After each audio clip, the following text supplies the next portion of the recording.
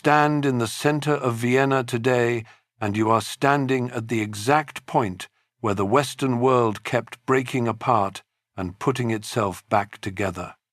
The Danube still moves through it. The palaces still face each other across streets that emperors once designed to impress. But the city behind those facades has been remade by catastrophe so many times that what you see is almost an illusion.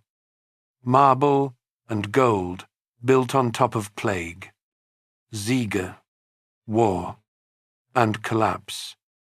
This is not just the story of a beautiful city. This is the story of the place where Rome's inheritance was fought over for 1,500 years, where dynasties held together what should have been impossible to hold, where music became a political act, and where the 20th century began before anyone had a name for it. One river, one dynasty, one city at the center of everything. Let's go back to where it started.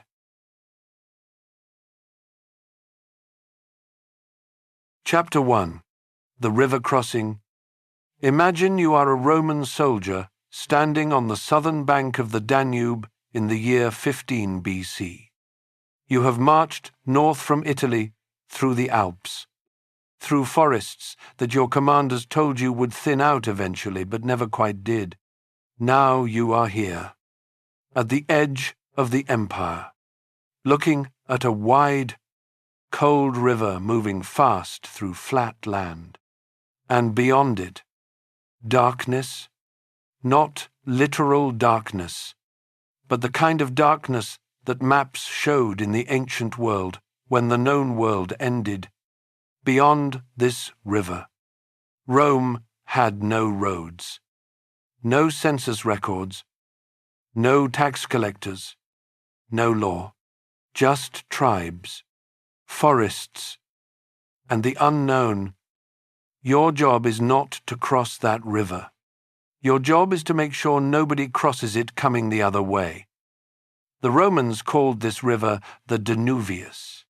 They had been pushing toward it for decades, absorbing territory piece by piece across what is now Austria, until by 15 BC, the Danube had become the official northern boundary of the empire.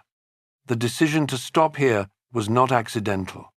The Danube was one of the longest natural barriers in Europe, stretching nearly 1,800 miles from the Black Forest in the west to the Black Sea in the east. A river that long, running that consistently, gave Roman military planners something they valued above almost everything else. A line they could defend, but a line that long needed anchors. It needed fortresses at regular intervals, connected by roads, supplied by river traffic, staffed by soldiers who could hold their section of the bank long enough for reinforcements to arrive from the next post. And so the Romans began building a chain of military camps along the Danube, each one placed at a point where the river could be monitored, where supply boats could dock, and where a garrison could control movement across the water in both directions. One of those camps was built on a flat terrace of land on the southern bank of the Danube, at a point where the river curved gently and the ground was stable enough for permanent construction. The Romans called it Vindobona. We call it Vienna. The name Vindobona is almost certainly Celtic in origin, drawn from the language of the people who had lived in this region before the Romans arrived. The best current interpretation from historians and linguists is that it meant something like white base or white settlement, though the exact meaning remains a matter of scholarly discussion. What is not a matter of discussion is what the Romans built there. Vindobona began as an auxiliary camp, housing non-citizen soldiers recruited from across the empire's territories. Over the following decades, it grew into something considerably more significant. By around 100 AD, the 10th Legion, known as the Legio Decima Gemina, one of the permanent standing legions of the Roman military, had established its fortress at Vindobona. A full legion numbered somewhere between 4,000 and 6,000 soldiers. Their fortress covered roughly 50 acres. Around it grew a civilian settlement, a town of merchants, craftspeople, veterans, and families that by the 2nd century AD had a population of perhaps 30,000 people. Think about what that meant in practical terms. 30,000 people in one location required grain, imported in large quantities from the agricultural regions to the south and east. It required timber, stone, clay for tiles, iron for tools and weapons. It required physicians, administrators, teachers, priests. The Danube itself became a highway. Flat-bottomed supply boats moved up and down the river carrying everything the garrison and the civilian population needed to survive. Merchants followed the military, as they always do, and trade routes that had existed informally before the Romans arrived became permanent roads, paved and maintained and patrolled. Vindobona sat at the intersection of two of those routes. One ran east to west along the Danube itself. The other ran north to south, connecting the Mediterranean world to the interior of Central Europe. Any goods moving between those two axes, amber from the Baltic, wine from Italy, grain from the Hungarian plain, iron from the Alpine mines, passed through or near this point. The military camp that was built to hold a line on the map had become, almost without anyone planning it, a node in a trading network that stretched from Britain to the Black Sea. This is the pattern that Vienna would repeat across 2,000 years of history. Geography creates function. Function creates population. Population creates culture. And culture, eventually, creates power. The most famous person ever associated with Roman Vindobona never intended to be there. Marcus Aurelius, Emperor of Rome from 161 to 180 AD, spent significant portions of the last years of his reign on the Danube frontier, fighting a series of brutal campaigns against Germanic tribes, pressing hard against the Roman line. The wars he fought, known to historians as the Marcomannic Wars, were among the most sustained military crises Rome had faced since the Republican era. Tribes that Roman commanders had previously managed through a combination of force and diplomacy were now moving in larger numbers, pushed from behind by migrations happening deeper in the continent. And the pressure on the Danube line was becoming something the empire could not easily absorb. Marcus Aurelius commanded these campaigns personally. As Roman emperors were expected to do, he spent winters at Carnuntum, a larger fortress about 25 miles east of Vindobona, and moved his headquarters as the campaigns required. The philosophical essays he wrote during these years, composed in Greek and addressed to himself as a kind of private discipline, survived and became one of the most widely read works in Western history. The book we know as the Meditations was written, at least in part, on the Danube frontier, in a military camp not far from where Vienna now stands. The emperor sitting in his tent, surrounded by the evidence of a civilization under pressure, writing reminders to himself about duty, about the impermanence of everything, about doing the right thing regardless of outcome. You could not invent a more fitting origin point for a city that would spend the next 2,000 years trying to hold civilization together at the edge of the known world. Marcus Aurelius died on March the 17th, 180 AD. Ancient sources, including the historian Aurelius Victor, place his death at Vindobona itself, while Tertullian's account points to Sirmium further to the south. And modern scholarship has not definitively resolved the question. What is beyond dispute is that he died on the Danube frontier, in the middle of a campaign that his successors would struggle to continue.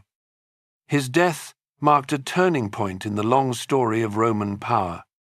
Not immediately visible, but real.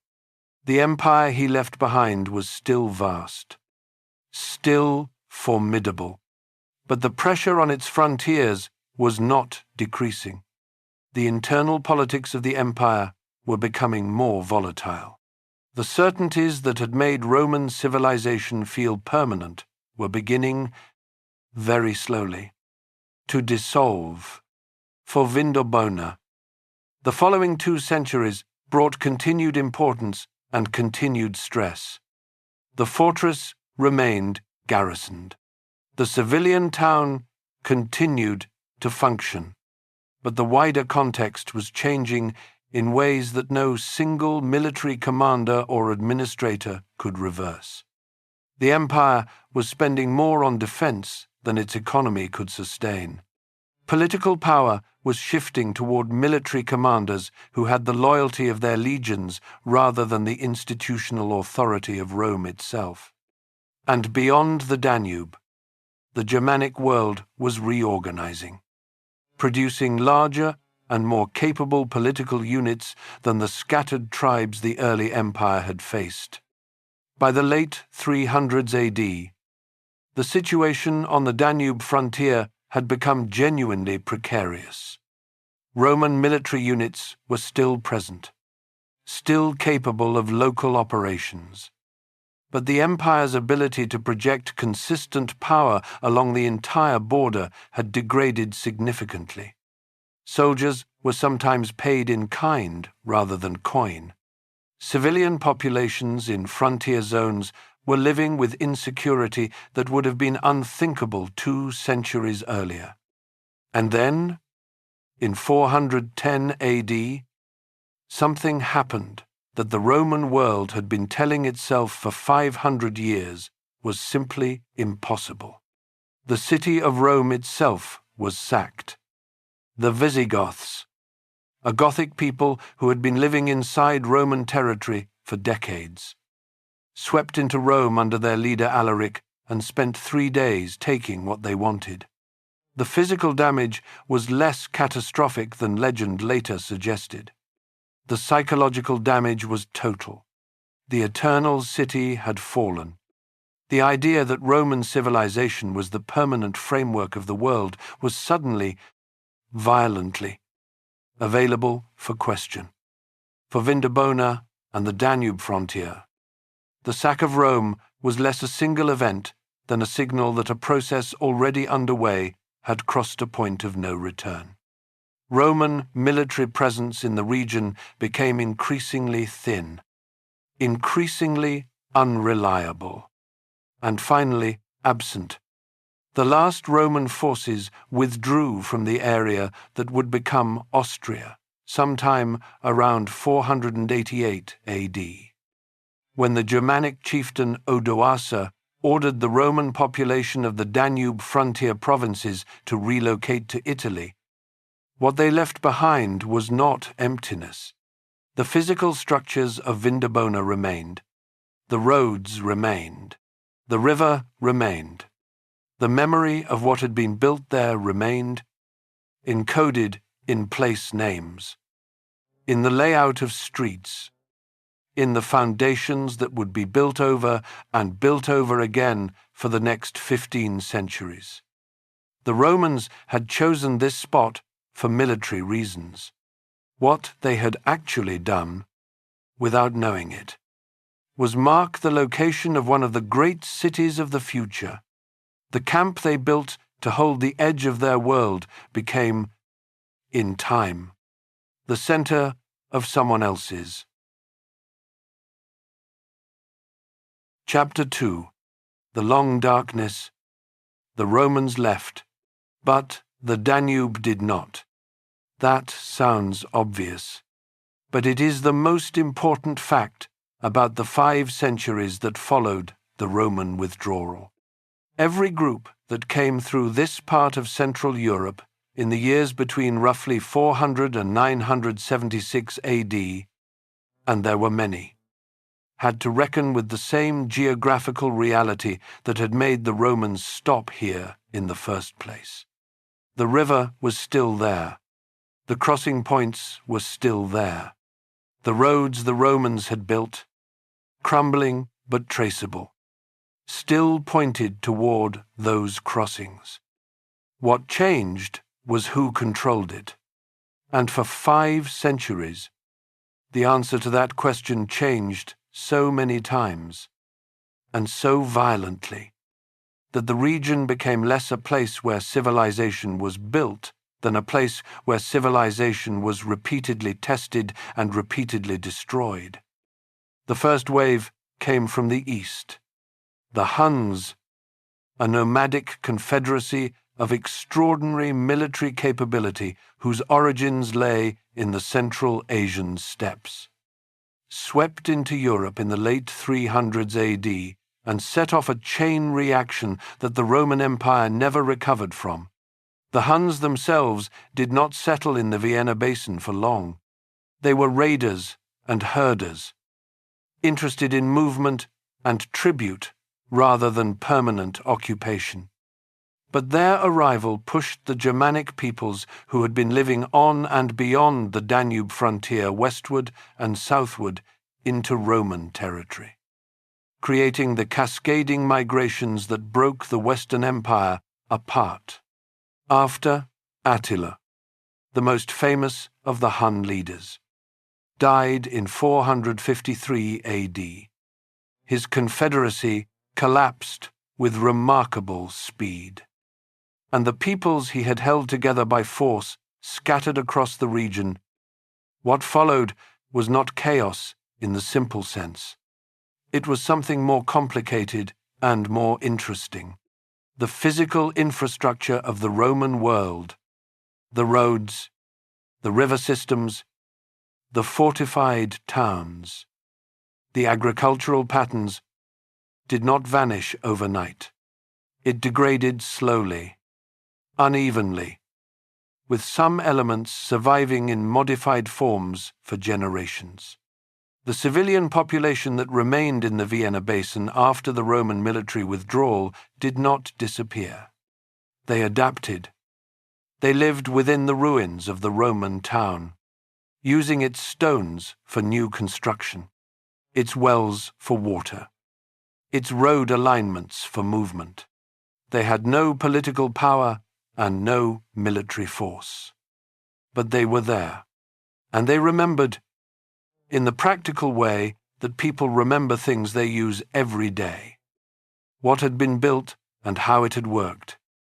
Into this landscape came the Rugi, a Germanic people who established a kingdom in the region in the mid-400s AD, only to be destroyed by Odoacer in 487 and 488 AD. Then came the Ostrogoths, who controlled much of the region under their great king Theodoric in the late 400s and early 500s. Then the Lombards, moving through on their way to Italy. Each of these groups passed through the same river crossing. Each of them found the same thing waiting, a location too useful to ignore, too strategic to leave unoccupied, too central to abandon. Then the Avars. The Avars are not well known in popular history, and that is a significant omission.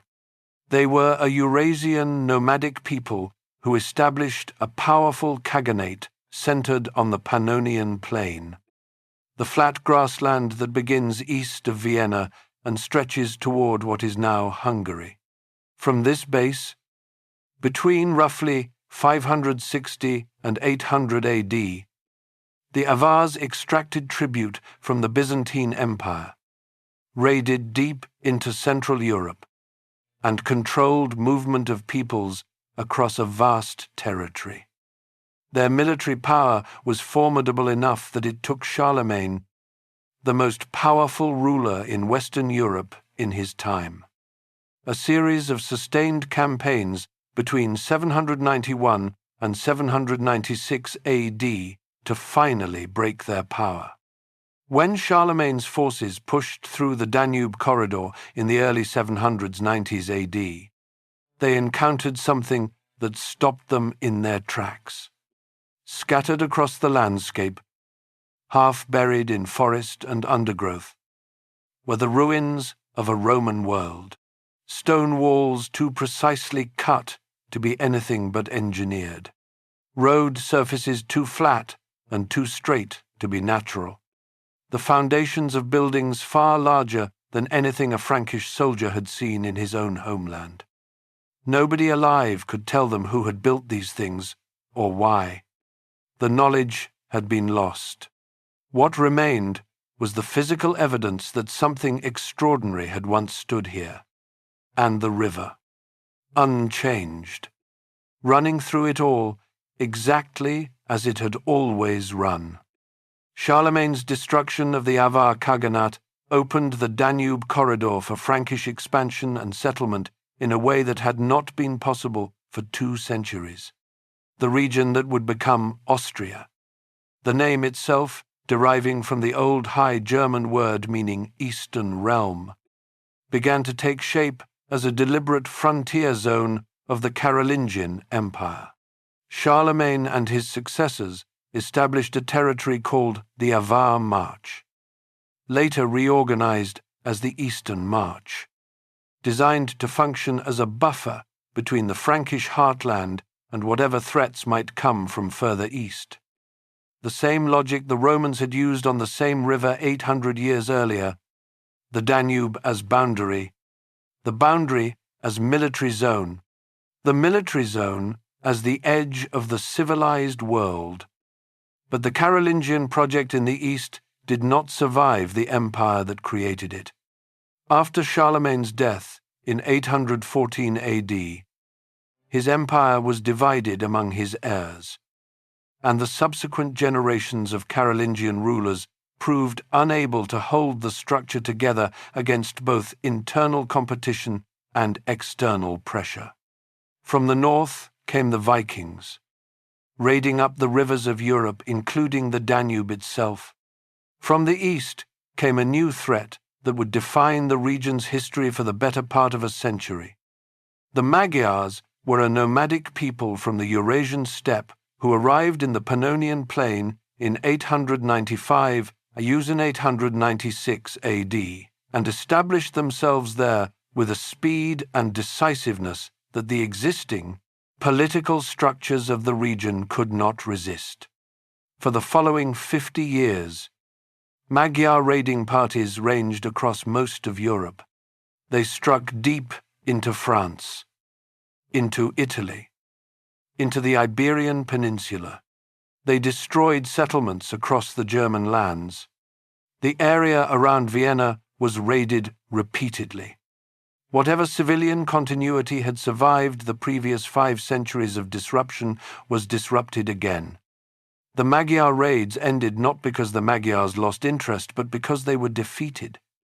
In 955 AD, at the Battle of Lechfeld near Augsburg in what is now southern Germany, the German king Otto I inflicted a decisive military defeat on a major Magyar raiding force. The battle did not end Magyar power. It ended Magyar raiding. The Magyars had lost the military edge that raiding required within 2 generations. Their leaders had converted to Christianity, established a settled kingdom in the Pannonian Plain, and begun the process of becoming Eventually, the Kingdom of Hungary, one of the enduring political entities of medieval Europe. For the Vienna region, the end of the Magyar raids created a new political possibility. The eastern frontier of the German realm, battered and depopulated by decades of raids, needed to be rebuilt and defended. Otto I and his successors needed a reliable lord to hold the Danube crossing and the territory around it.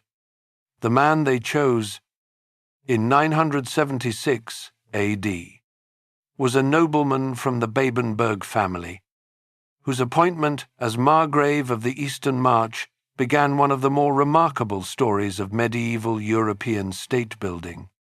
The darkness had not been total. In monasteries scattered across the region, monks had been copying manuscripts, maintaining agricultural knowledge, keeping rudimentary records of what passed through their territories. The river had continued to move goods, more slowly and more dangerously than in the Roman period, but continuously. The land had continued to feed people, but what had been lost was considerable. The population of the Vienna Basin in 976 AD was a fraction of what it had been at the height of Roman Vindobona.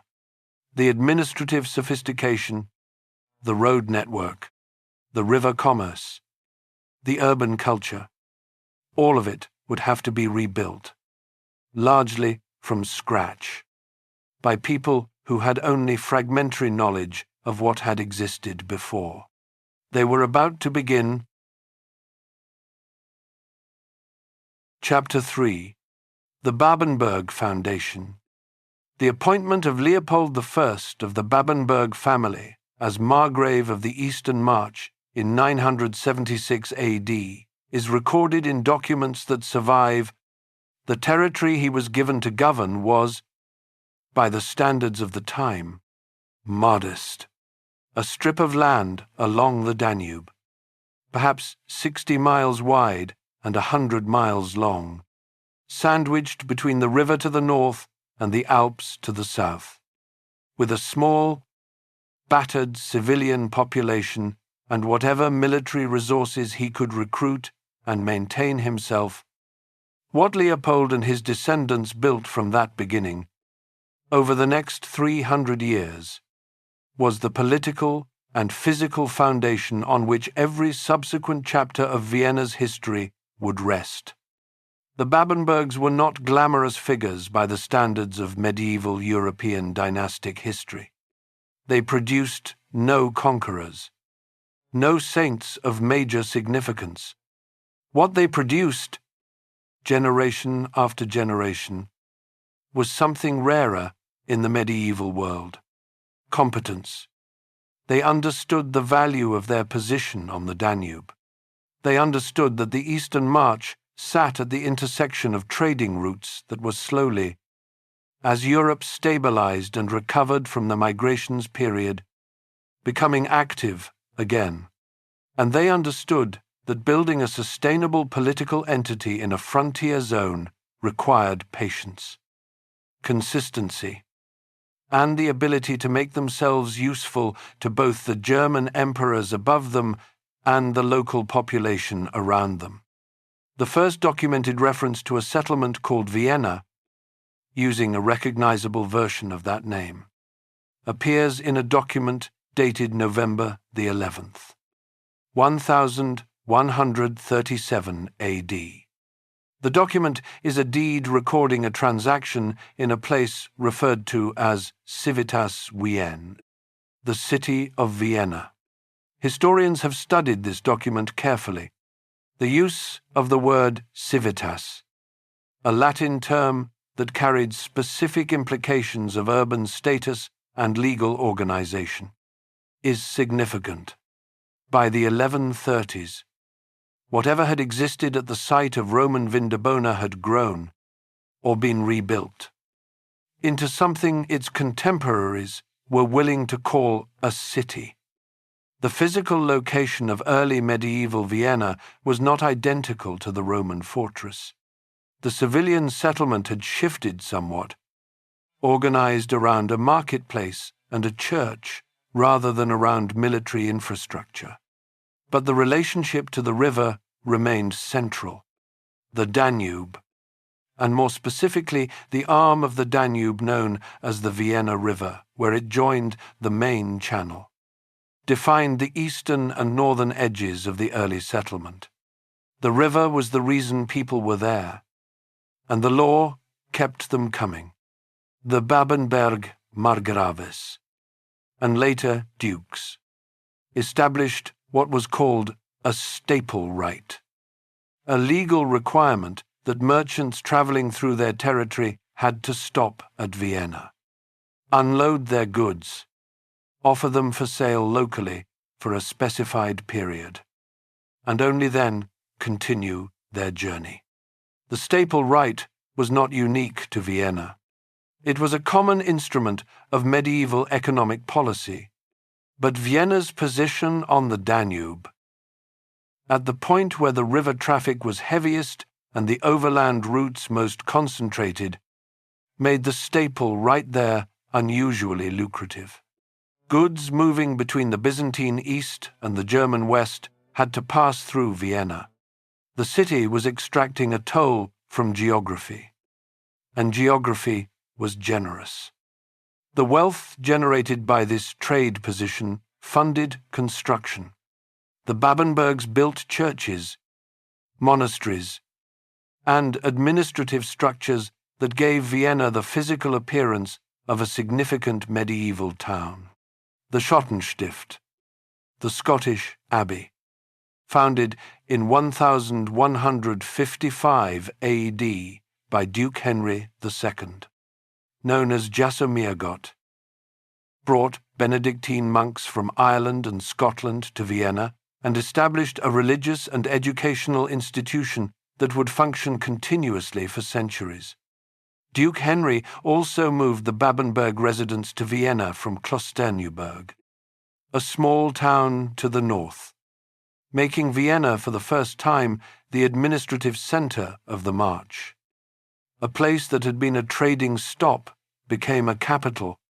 Duke Henry II's reign also produced the document that historians use as the formal founding moment of Austria as a political entity.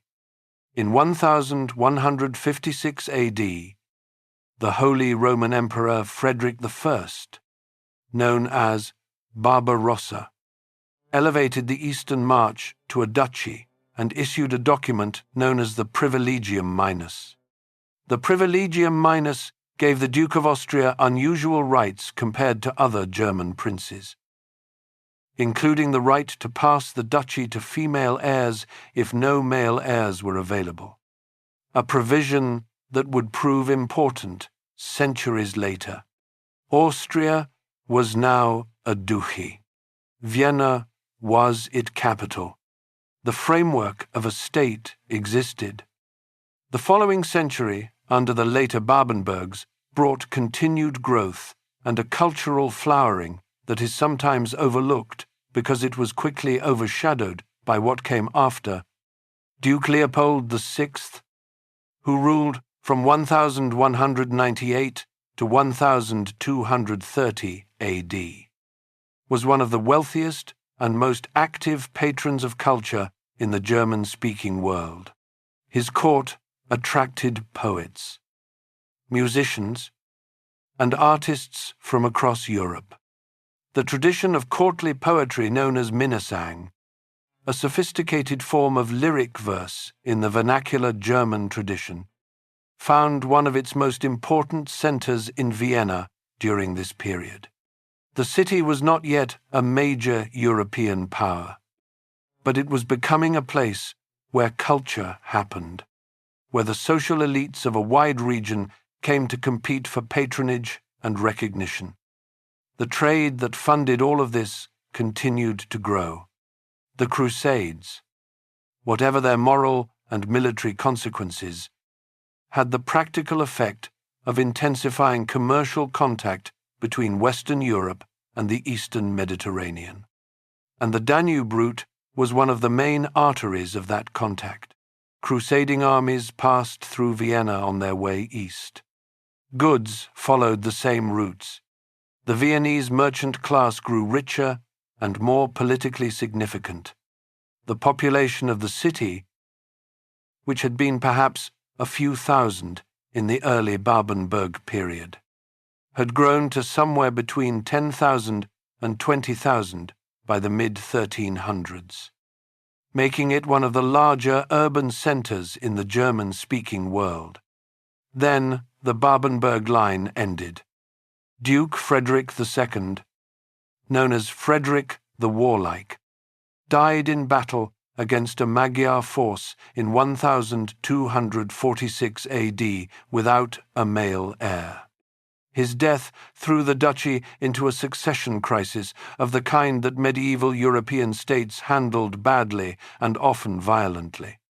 The neighboring powers, the King of Bohemia, the King of Hungary, and the Holy Roman Emperor, all had claims or interests in who controlled Austria next. For 3 decades, Vienna and the duchy it anchored changed hands multiple times, was occupied by foreign forces, was the subject of negotiations that were made and broken with the regularity that characterized medieval diplomacy. It was during this period of instability that a figure appeared who would change not just Vienna, but the entire trajectory of European history.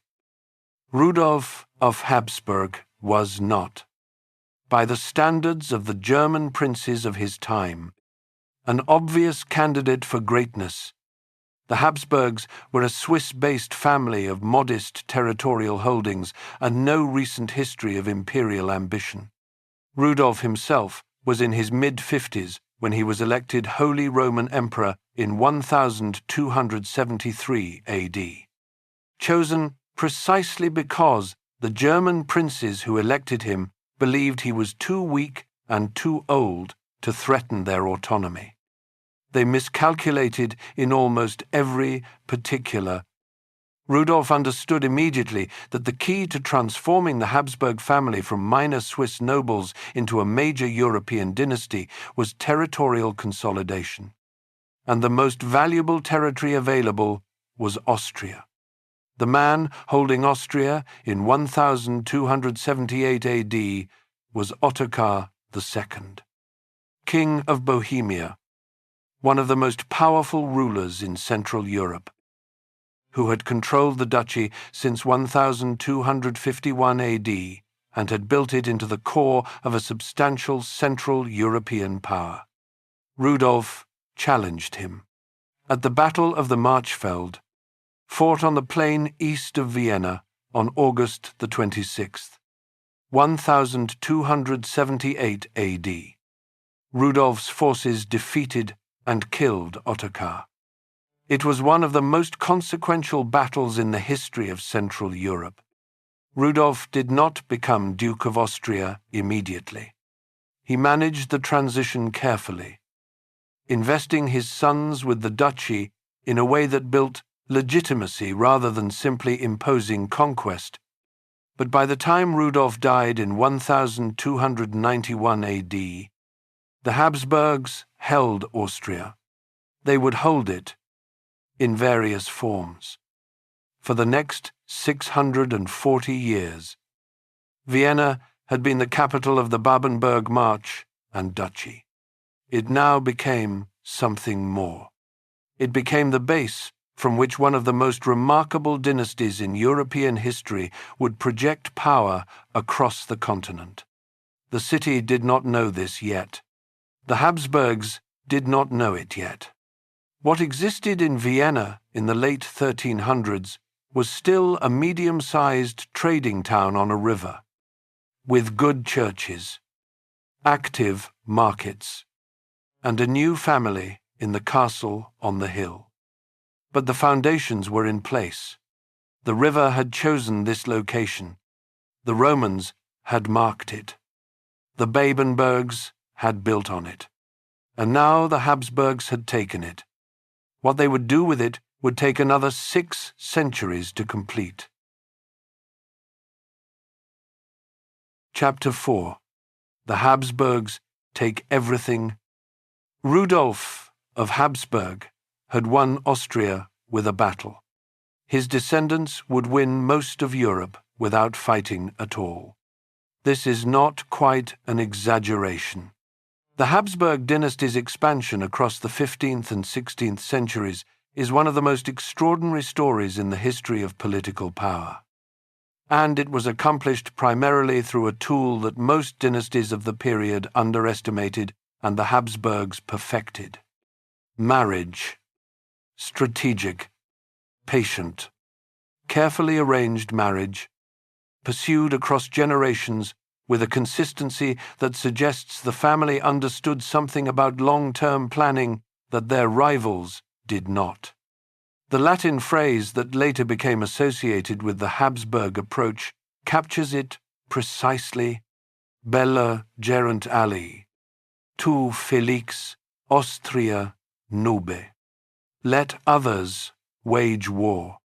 You, happy Austria, marry. The phrase itself was coined later and applied retrospectively. But the strategy it describes was real, deliberate, and spectacularly successful. To understand how Vienna became the capital of an empire that stretched from Spain to Hungary, from the Netherlands to Naples, you have to understand the logic of dynastic politics in medieval and early modern Europe. Territory was not owned by states in the modern sense. It was held by families, inherited through bloodlines, transferred through marriage contracts, and occasionally seized by force when the legal mechanisms failed. A duke who had no male heirs could leave his duchy to his daughter, and his daughter's husband, and that husband's family could then claim it as their own. The map of Europe was not a fixed arrangement of nations. It was a constantly shifting pattern of family claims, contested inheritances, and dynastic bargains. The Habsburgs understood this system better than almost anyone else, and they played it with remarkable discipline across multiple generations. The first great move came under Duke Rudolf IV, who ruled Austria from 1358 to 1365 AD. Rudolf was ambitious, energetic, and not above falsifying documents when legitimate means were insufficient. He is known to historians as Rudolf the Founder, and the name is deserved. He established the University of Vienna in 1365 AD, the second university in the German-speaking world after Prague, which instantly gave Vienna an intellectual infrastructure that trading towns did not normally possess. He began the reconstruction of St. Stephen's Cathedral in the Gothic style that gives it the dramatic silhouette visible from across the city today. And he produced a set of documents known as the Privilegium Maius, which he claimed were ancient grants giving the Habsburg rulers of Austria special privileges within the Holy Roman Empire. The documents were forgeries, as the imperial chancellor Petrarch identified almost immediately, but they were useful forgeries, and a later emperor eventually confirmed their contents as legitimate, which is perhaps the most Habsburg outcome possible. Rudolf died at 26, before he could see most of what he had started come to fruition. But the institutions he built outlasted him by centuries. The decisive dynastic breakthrough came under Emperor Frederick III, who held the imperial title from 1452 to 1493 AD, making his reign the longest of any Holy Roman Emperor. Frederick was not a dynamic military leader. His contemporaries frequently criticized him for passivity in the face of threats, and he lost considerable territory during his reign, including Vienna itself, which was held against him by his own brother and later by the Hungarian king Matthias Corvinus for over a decade.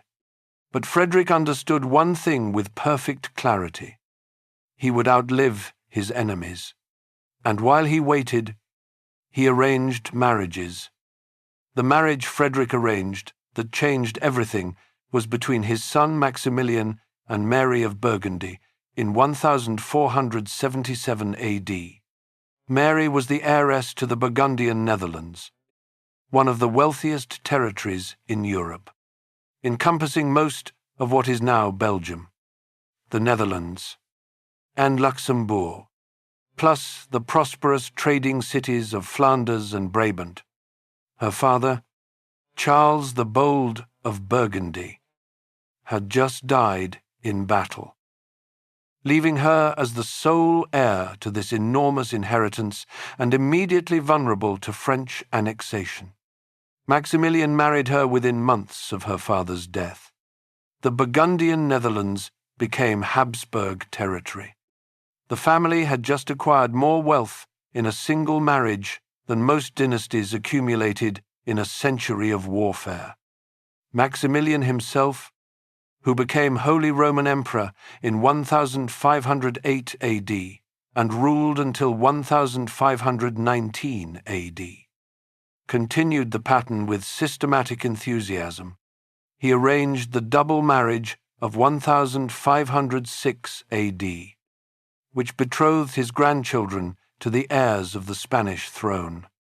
When the relevant parties died in the right order, those betrothals produced the inheritance that made Charles V the most territorially powerful ruler in European history up to that point. Charles V, who became ruler of the Habsburg lands in 1516 AD and Holy Roman Emperor in 1519 AD, controlled Spain and its rapidly expanding American empire, the Burgundian Netherlands, the Kingdom of Naples and Sicily, Sardinia, the Austrian hereditary lands, and the imperial title that came with nominal authority over the German princes. No single ruler had controlled that much of the Western world since the height of the Roman Empire, and the base from which his Austrian branch of the family operated, the city that sat at the center of the eastern Habsburg lands, was Vienna. Vienna's physical development during the Habsburgs' rise to continental power reflected the family's growing ambitions and resources. The city walls were rebuilt and strengthened. The Hofburg, the imperial palace complex that would eventually sprawl across a significant portion of the inner city, began its long process of expansion and elaboration. The Cathedral of St. Stephen, whose south tower had been completed in 1433 AD at a height of about 448 feet, making it one of the tallest structures in the world at the time, dominated the skyline in a way that announced the city's status to anyone approaching from any direction. The population grew. By the early 1500s, Vienna held perhaps 20,000 to 25,000 people, a substantial city by the standards of the time. The merchant community was prosperous and politically active. The university produced lawyers, physicians, and administrators who staffed the growing Habsburg bureaucracy. The city was beginning to develop the character that would define it for centuries. Cosmopolitan in its commercial life, conservative in its political instincts, outwardly magnificent and inwardly anxious about the threats gathering on its eastern horizon. Because there was always an eastern horizon to worry about. The Ottoman Empire, which had conquered Constantinople in 1453 AD and ended the Byzantine Empire that had existed in some form since the days of ancient Rome, was expanding steadily northward and westward through the Balkans. The same geographical logic that had made the Danube a Roman frontier made it an Ottoman objective. If the Ottomans could control the middle Danube, they could project power into the heart of Central Europe. Vienna, sitting at the western end of the Hungarian plain, was the obvious target. The man who had to deal with this threat was Archduke Ferdinand I, Charles V's younger brother, who was given control of the Austrian hereditary lands in 1521 AD while Charles managed Spain, the Netherlands, and the imperial title. Ferdinand was a capable and energetic administrator, and he needed to be. In 1526 AD, the Ottoman Sultan Suleiman I, known in Western historical tradition as Suleiman the Magnificent, defeated and killed the King of Hungary at the Battle of Mohacs, one of the most catastrophic military defeats in Hungarian history. The Kingdom of Hungary effectively ceased to exist as an independent state. The Ottomans controlled most of it. Ferdinand claimed what remained as part of the Habsburg inheritance through his marriage to the Hungarian king's sister. And then Suleiman turned toward Vienna.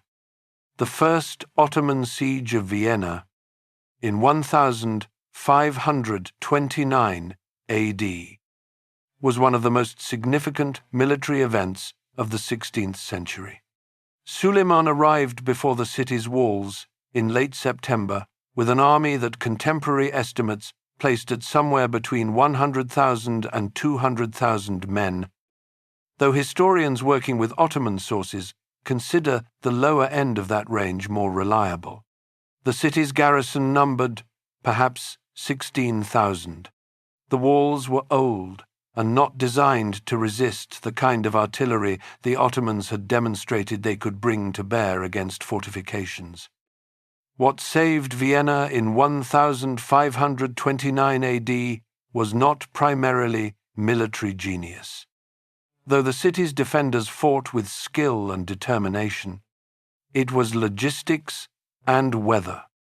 The Ottoman army had moved slowly from Constantinople, delayed by rain and mud that made the roads of the Balkans nearly impassable for heavy equipment.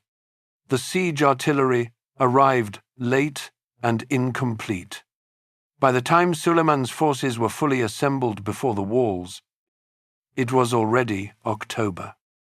The campaigning season in Central Europe was ending. Supply lines stretching back to Constantinople were becoming dangerously extended. After a series of assaults that failed to breach the walls, Suleiman made the decision to withdraw. Vienna had survived, but it understood, now, exactly what it was. The city stood at the frontier of two worlds. To the west lay Christian Europe, the Holy Roman Empire, the network of dynasties and churches and trading cities that called itself civilization. To the east lay the Ottoman world, equally sophisticated, equally capable of administrative complexity and cultural achievement, but defined by a different faith, a different legal tradition, and a different vision of how power should be organized. Vienna was the gate between those two worlds. Holding that gate was the purpose around which the city would organize itself for the next century and a half.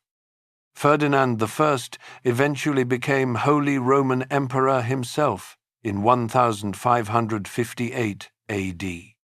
After Charles V abdicated and divided his vast inheritance between Ferdinand in the east and his son Philip in the west, the division was practical, an acknowledgement that no single person could govern territories that stretched from Mexico to Hungary. But it meant that Vienna became definitively the capital of the eastern branch of the Habsburg enterprise, the one responsible for holding the German lands, the Austrian hereditary territories, and the Danube frontier against whatever came next. What came next was something the Habsburgs had not anticipated and found extraordinarily difficult to manage. Not an Ottoman army, not a Magyar raid, something more dangerous. Because it came from inside. It came from a German monk with a printing press and a set of grievances about the church. Chapter 5. Empire and Reformation. On October the 31st, 1517 A.D., a theology professor at the University of Wittenberg posted a document on the door of the castle church. The document contained 95 arguments, written in academic Latin, challenging specific practices of the Roman Catholic Church, particularly the sale of indulgences, payments made to the Church in exchange for the remission of punishment for sins. The professor's name was Martin Luther, and what followed from that single act of academic protest was a fracturing of Western Christianity that the Habsburg dynasty would spend the next 130 years trying, unsuccessfully, to reverse. To understand what the Reformation meant for Vienna specifically, you have to understand what the Catholic Church meant for the Habsburg political project. The Habsburgs were not simply Catholics in the sense of personal religious conviction, though that conviction was real and deep in most members of the family. They were Catholics in the sense that the entire legitimacy of their imperial position depended on the Catholic framework. The Holy Roman Emperor was the secular arm of a Christian order in which the Pope represented spiritual authority. The emperor's right to claim precedence over other European rulers, to use the word holy in the title of his empire, to present himself as the defender of Christendom against the Ottomans. All of it rested on his identification with a single, universal Catholic Church. If that church fractured, the political framework built around it fractured with it, and it fractured with extraordinary speed. Luther had not intended to start a revolution. He had intended to start a debate. But the printing press, a technology that had existed in Europe for only about 60 years in 1517 A.D., turned his academic arguments into a mass communication event of a kind that had never happened before. Within weeks, the 95 theses had been printed and distributed across the German lands. Within months, Luther was the most discussed figure in Europe.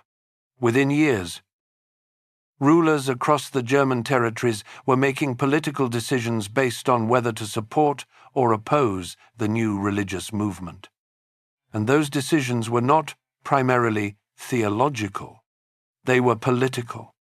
German princes who wanted to break free from imperial control, who wanted to seize church property in their territories, who wanted to reduce the influence of Rome and Vienna in their local affairs, found in Lutheranism a theological justification for political ambitions they had always had. For the Habsburgs, this was a crisis of the first order. Charles V attempted to suppress the Lutheran movement through a combination of imperial authority and military force, and largely failed. The Peace of Augsburg in 1555 A.D., the compromise that ended the first phase of the religious conflict, established the principle that each German prince had the right to determine the religion of his territory. It was a pragmatic settlement. It was also a Habsburg defeat. The unity of Christendom The framework on which imperial authority rested had been officially abandoned. Vienna itself became a front line of the religious conflict in ways that affected daily life directly. The Austrian lands were not initially uniform in their religious allegiances. By the mid-1500s, significant portions of the Austrian nobility and urban population had converted to Lutheranism. In some estimates, by the 1580s, perhaps 70 to 80% of the population of the Austrian lands outside the major cities was Protestant. The Habsburg archdukes found themselves ruling a population that had largely abandoned the faith that justified their rule. The response the Habsburgs developed to this situation is known to history as the Counter-Reformation, and in the Austrian lands it was pursued with a systematic energy that eventually proved effective. The key instrument was the Jesuit order. Founded by Ignatius of Loyola in 1540 AD and characterized by an emphasis on education, disciplina, and intellectual engagement with Protestant arguments rather than simple condemnation of them. The Habsburgs brought the Jesuits to Vienna and supported them lavishly. The Jesuits established schools, universities, and churches. They trained a new generation of Catholic priests who were educated well enough to compete with Protestant clergy on theological grounds. Ferdinand II, who became Holy Roman Emperor in 1619 AD, took the Counter-Reformation from a cultural project to a political one. Ferdinand had been educated by the Jesuits and was among the most genuinely devout of all the Habsburg emperors. He was also among the most politically inflexible. His determination to restore Catholicism as the sole legitimate religion in the Habsburg lands, combined with his refusal to make the kinds of compromises that his predecessors had made, triggered the catastrophe that would define the first half of the 17th century. But before that catastrophe, there was another threat from the east, and it arrived with a force that the city had not seen since 1529 AD. The Ottoman Empire under Sultan Suleiman had retreated from Vienna's walls in 1529 AD. But it had not retreated from the ambition that had brought it there. The subsequent decades saw a continuous, grinding series of military engagements along the Hungarian frontier, with Ottoman forces and Habsburg forces contesting control of the remaining fragments of the Kingdom of Hungary in a war that was never quite decisive and never quite over. Small fortresses changed hands. Raiding parties moved back and forth across a frontier that was more a zone than a line. The people who lived in that zone, the farmers and villagers of what is now Hungary and Slovakia and northern Serbia, lived for generations under the constant threat of raid, capture, and death. Vienna remained behind this frontier, protected by distance from the main Ottoman bases, but never able to forget the threat. The city's walls had been rebuilt after the 1529 siege, transformed from medieval fortifications into the kind of angled, low-profile artillery bastions that military engineers in the 16th century had developed to resist cannon fire. The new walls were formidable. They were also expensive, and maintaining them consumed a large portion of the Habsburg fiscal capacity that might otherwise have gone toward other purposes. The economic and cultural life of Vienna continued despite the military pressure. The city's population grew through the late 1500s to somewhere around 50,000. The Hofburg Palace complex was expanded and elaborated. The imperial collections of art, books, and scientific instruments that would eventually become some of the great museums of the modern world began to accumulate under Habsburg patronage. Emperor Rudolf II, who moved the imperial capital temporarily to Prague during his reign from 1576 to 1612 AD, was one of the most significant patrons of art and science in European history, supporting figures including the astronomers Tycho Brahe and Johannes Kepler at his court. Vienna benefited from the cultural networks that radiated from the imperial center even when the emperor himself was elsewhere. The tension between cultural flourishing and existential threat that characterizes so much of Vienna's history was already fully developed by the end of the 16th century. The city was producing music, art, and scholarship of the highest quality. It was also surrounded by religious conflict, threatened from the east by an empire that had not abandoned its ambitions, and governed by a dynasty that was about to make a political decision that would set Central Europe on fire: the defenestration of Prague. The moment in May 1618 AD, when Protestant Bohemian nobles threw 3 Catholic imperial officials out of a castle window in Prague, and all 3 survived the fall, is the conventional starting point of the 30 Years' War. The war that followed was the most destructive conflict Europe had seen since the migrations of the post-Roman period, and possibly the most destructive it would see until the 20th century. It was fought primarily on German soil. It involved every major European power. It killed, through battle, famine, and disease, somewhere between 1/4 and 1/3 of the population of the German lands. And it began, fundamentally, because the Habsburg Emperor in Vienna had pushed the Reformation conflict past the point where compromise was possible. Vienna would survive the 30 Years' War. The fighting never reached the city directly, but the war reshaped the world around Vienna in ways that would define the city's next century, stripping away the pretense that the old religious and political order could be restored, exhausting Central Europe, and leaving it desperately in need of reconstruction. The Habsburgs would provide it. But first, before the reconstruction could begin, before the great age of Baroque Vienna could be built, there was one more moment of maximum danger, one more army at the gates, one more morning when the city woke up and did not know if it would survive the day. That morning came in the summer of 1683 AD, and what happened before it was over would change the history of Europe in ways that are still visible today. Chapter 6. The Siege That Changed Europe. There is a hill above Vienna called the Kahlenberg.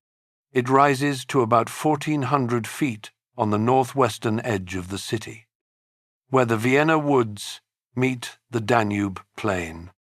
And from its summit, on a clear day, you can see the entire basin in which the city sits: the river, the flatlands stretching east toward Hungary, the cathedral spire rising from the center of the old town. It is a beautiful view. It is also a military position of extraordinary significance, because anyone standing on that hill with an army behind them controls the high ground above one of the most important cities in Europe. On the morning of September the 12th, 1683 AD, a coalition army of roughly 70,000 men stood on that hill and looked down at what they had come to save. What they saw below them was a city that had been under siege for 60 days and was close to the end of its ability to resist. The walls were crumbling in several places from continuous Ottoman bombardment, Food inside the city was running desperately short. Disease had spread through the garrison and the civilian population. The commander of the city's defense, Count Ernst Rüdiger von Starhemberg, had been sending increasingly desperate messages to the relief forces, and in the final days before the relief army arrived, those messages had taken on the tone of a man who was calculating how many more days he could hold, and arriving at a number that was very small. To understand why this siege happened, you have to go back to the logic that had governed Ottoman-Habsburg relations for a century and a half. The Ottoman Empire, under its great sultans of the 16th century, had expanded with a speed and consistency that made it one of the greatest military powers of the age. The conquest of Constantinople in 1453 AD, the destruction of Hungarian independence at Mohacs in 1526 AD, the first siege of Vienna in 1529 AD. All of these were points on a trajectory that pointed toward the eventual absorption of Central Europe into the Ottoman sphere. The Habsburgs had held. But they had held largely because Ottoman attention had been divided between European expansion and conflicts in the Middle East and Persia. In 1683 AD, the Ottomans turned their full attention westward again. The Grand Vizier Kara Mustafa was ambitious, energetic, and convinced that the moment was right. The Habsburg Emperor Leopold I had been dealing with a Hungarian Protestant rebellion that had at times allied with the Ottomans themselves, and the internal divisions of the Habsburg lands seemed to offer an opportunity. Kara Mustafa assembled his forces and moved. He bypassed the chain of frontier fortresses that had absorbed and slowed previous Ottoman advances and drove directly toward Vienna. Arriving before the city's walls on July 14th, 1683 AD, Emperor Leopold I had already fled. This is a fact that Viennese history has sometimes handled with diplomatic vagueness. The emperor loaded his family and his most valuable possessions and left the city on July 7th, a week before the Ottoman army arrived. His departure was politically defensible. The emperor's person was too important to risk, and his presence at the negotiations that assembled the relief coalition was genuinely necessary. But it was also, by the standards of personal courage that the age expected from rulers, not a glorious moment. The man who stayed was Starhemberg. He had perhaps 11,000 soldiers and a civilian population of somewhere around 60,000 people behind walls that were strong but not unlimited in their ability to absorb punishment. He organized the defense with systematic competence, dividing the walls into sectors, maintaining a reserve force for counterattacks, keeping discipline under conditions of extreme stress. His defense of Vienna for 60 days against an army many times the size of his garrison is one of the more impressive military achievements of the 17th century, and it receives far less attention in English-language historical writing than it deserves. The Ottoman army that Grand Vizier Kara Mustafa had brought to Vienna numbered, according to estimates from historians working with Ottoman and European sources, somewhere between 90,000 and 120,000 men. The Ottoman siege technique relied primarily on mining. Rather than simply battering the walls with artillery, Ottoman military engineers dug tunnels beneath the walls and detonated explosives to collapse sections of the fortification. This was slower than direct assault, but more reliable against strong defenses. By early September, Ottoman mines had created several breaches in Vienna's outer defenses, and the inner city wall was under direct threat. Starhemberg's engineers worked frantically to construct new defensive lines behind the breached sections. But the margin was shrinking day by day. The relief army that assembled to the west of Vienna in late August and early September of 1683 AD was one of the most remarkable coalitions in European military history. Its core was a force of perhaps 27,000 men from the Habsburg hereditary lands and the German imperial territories. But the decisive reinforcement came from Poland. King Jan Sobieski of Poland had committed his country to the defense of Vienna under a treaty with the Emperor Leopold signed earlier that year. Sobieski understood. With the strategic clarity of a man who had spent his career fighting Ottoman and Tatar forces on the Polish frontier, that an Ottoman victory at Vienna would eventually threaten Poland as directly as it threatened Austria. He marched south with approximately 27,000 Polish troops, including a force of heavy cavalry known as the Winged Hussars, among the most formidable shock cavalry in Europe. Additional forces came from the German states, with contingents from Bavaria, Saxony, and other imperial territories adding further to the coalition's strength. Sobieski took command of the combined relief force by agreement of the coalition commanders. On the evening of September the 11th, the army reached the Kahlenberg and looked down at the Ottoman camp below. The commanders held a final council of war. Sobieski, according to accounts from participants, was characteristically direct. They would attack the next morning. The Battle of Vienna on September the 12th, 1683 AD, lasted approximately 15 hours. The coalition forces moved down from the Kahlenberg in the morning, engaging the Ottoman forces across a wide front. The fighting was intense, and the outcome was not certain for most of the day.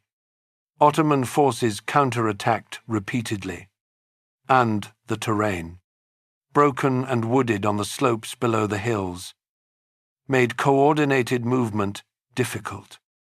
The decisive moment came in the late afternoon. Sobieski committed his cavalry reserve. Approximately 18,000 horsemen, including the Winged Hussars, in what military historians often describe as one of the largest cavalry charges in recorded history. The charge struck the Ottoman center and right flank simultaneously. At the moment when the Ottoman forces had been sufficiently worn down by hours of infantry fighting to be vulnerable to a massed cavalry assault, the Ottoman line broke. Kara Mustafa's forces collapsed with the speed that characterized armies of the period when discipline gave way under pressure. Transformed in the space of an hour from a formidable military force into a disorganized mass of fleeing men. Kara Mustafa escaped the battlefield, but not his emperor's judgment. Sultan Mehmed IV had him strangled in Belgrade on December the 25th, 1683 AD. The traditional Ottoman punishment for a commander who had failed at a task as significant as the capture of Vienna. The strategic consequences of the Battle of Vienna unfolded over the following 15 years in what historians call the Great Turkish War. The Habsburgs, energized by the relief of Vienna and supported by a wider coalition that eventually included Venice and Russia, went on the offensive along the entire Danube frontier. The great Habsburg commander Eugene of Savoy, a military genius who had been born French and had offered his services to the Habsburgs after Louis XIV refused to give him a command, won a series of victories that drove the Ottomans out of most of Hungary and Transylvania. The Treaty of Karlowitz in 1699 AD formalized these gains. Hungary, which had been divided between Habsburg and Ottoman control for over a century and a half, was reunited under Habsburg rule. The Ottoman advance into Central Europe had not merely been stopped, it had been reversed. For Vienna, the consequences were profound and almost immediately visible in stone and paint and music. The existential threat from the East, the threat that had defined the city's psychology and consumed its resources for 150 years, had lifted. The money and energy that had gone into frontier defense could now go into something else. And what the Habsburgs chose to do with that money and energy was to build. They built on a scale that announced to everyone who saw it that Vienna was not merely a city that had survived. It was a city that had won. Chapter 7. Baroque Power. Walk through the center of Vienna today, and you are walking through a sustained act of political communication that was composed in stone and plaster and gold leaf over a period of about 70 years. From roughly 1690 AD to 1760 AD, every palace, every church, every fountain and triumphal arch and ceremonial gateway was making an argument. The argument was this: the Habsburgs had held the line of Christian civilization against one of the greatest military powers of the age. They had won, and this city, rebuilt and expanded and glorified in the decades after that victory, was the physical proof of what it meant to be on the winning side of history. This is what Baroque architecture actually was. At its core, not decoration, not extravagance for its own sake, though there was plenty of that. It was a visual language developed by the Catholic Church and the Catholic monarchies of Europe to communicate power, permanence, and divine favor in terms that anyone who looked at it could understand. High ceilings that made you feel small and the institution large. Gold that caught the light and made ordinary daylight feel like the presence of something supernatural. Curves and movement in stone that suggested energy and confidence rather than the rigid austerity of a faith under threat. The Reformation had challenged Catholicism. The Baroque was the answer. And Vienna.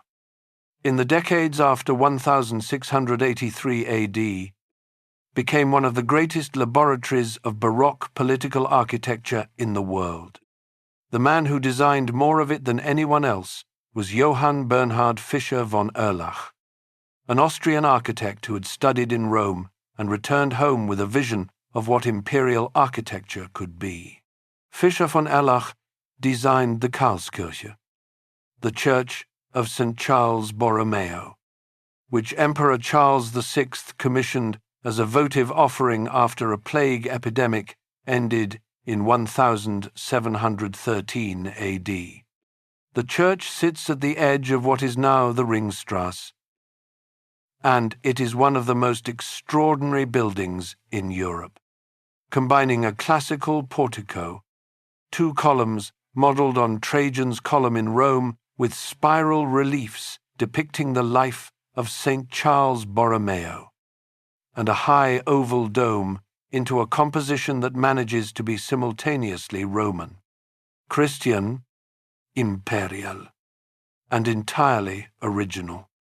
It was finished in 1737 AD, and it has been making people stop and stare ever since. Fischer von Erlach also designed the original plans for Schönbrunn Palace, the summer residence of the Habsburg emperors that would eventually become one of the most recognized buildings in Europe. His original concept was even more ambitious than what was built. A palace on the hill above the current site designed to dwarf Versailles and announce Habsburg supremacy over the French monarchy that had always been the dynasty's most persistent rival. What was actually constructed, under his son Joseph Emanuel Fischer von Erlach, who completed the project, was already breathtaking enough. Schönbrunn, as built, had 1,441 rooms. Its gardens extended across an area larger than many European towns. The yellow-gold color of its facade, which became so identified with Habsburg imperial style that it acquired its own name. Schönbrunn yellow could be seen from miles away across the Viennese plain. But the building that most completely expressed the ambition of the new Vienna was not a church or a palace. It was a pair of palaces built by a general, Eugene of Savoy, the military commander whose victories over the Ottomans had done more than any other individual to secure the Habsburg position in Central Europe, used the wealth and honors that victory brought him to build the Belvedere, a residential complex on the southern edge of Vienna that remains one of the masterpieces of European Baroque architecture. The name means beautiful view, and the view from the upper Belvedere across the city toward the hills beyond is still arresting 300 years later.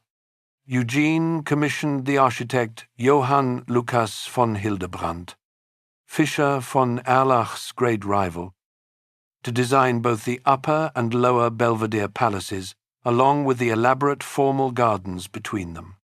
The result was completed in the 1720s and was understood immediately by everyone who saw it as a statement of personal power and cultural ambition that competed directly with the imperial buildings being constructed elsewhere, in the city. The Vienna that was emerging in the first half of the 18th century was not simply beautiful. It was a machine for producing and displaying status. The imperial court, the aristocratic families who clustered around it, the church institutions that both supported and competed with secular power, all of them were building simultaneously, hiring architects and painters and sculptors and musicians, consuming the products of workshops and trading networks that stretched across the Habsburg lands and beyond. The city's population, which had been, perhaps, 80,000 before the siege of 1683 AD, grew to over 100,000 by the 1730s and kept growing. Vienna was becoming a true metropolis, one of the larger cities in Europe, and its physical fabric was being remade from the ground up to match that status. Music was part of this remake, and in Vienna's case, the relationship between political power and musical culture was closer and more deliberate than in most other European cities. The Habsburg emperors were not passive consumers of music. They were active participants. Emperor Leopold I, in whose reign the Great Siege had occurred, was himself a composer of considerable ability who left over 200 works, including operas, oratorios, and sacred music. His son, Joseph I, was also a musician. Charles VI, who succeeded Joseph in 1711 AD, was perhaps the most musically capable of them all.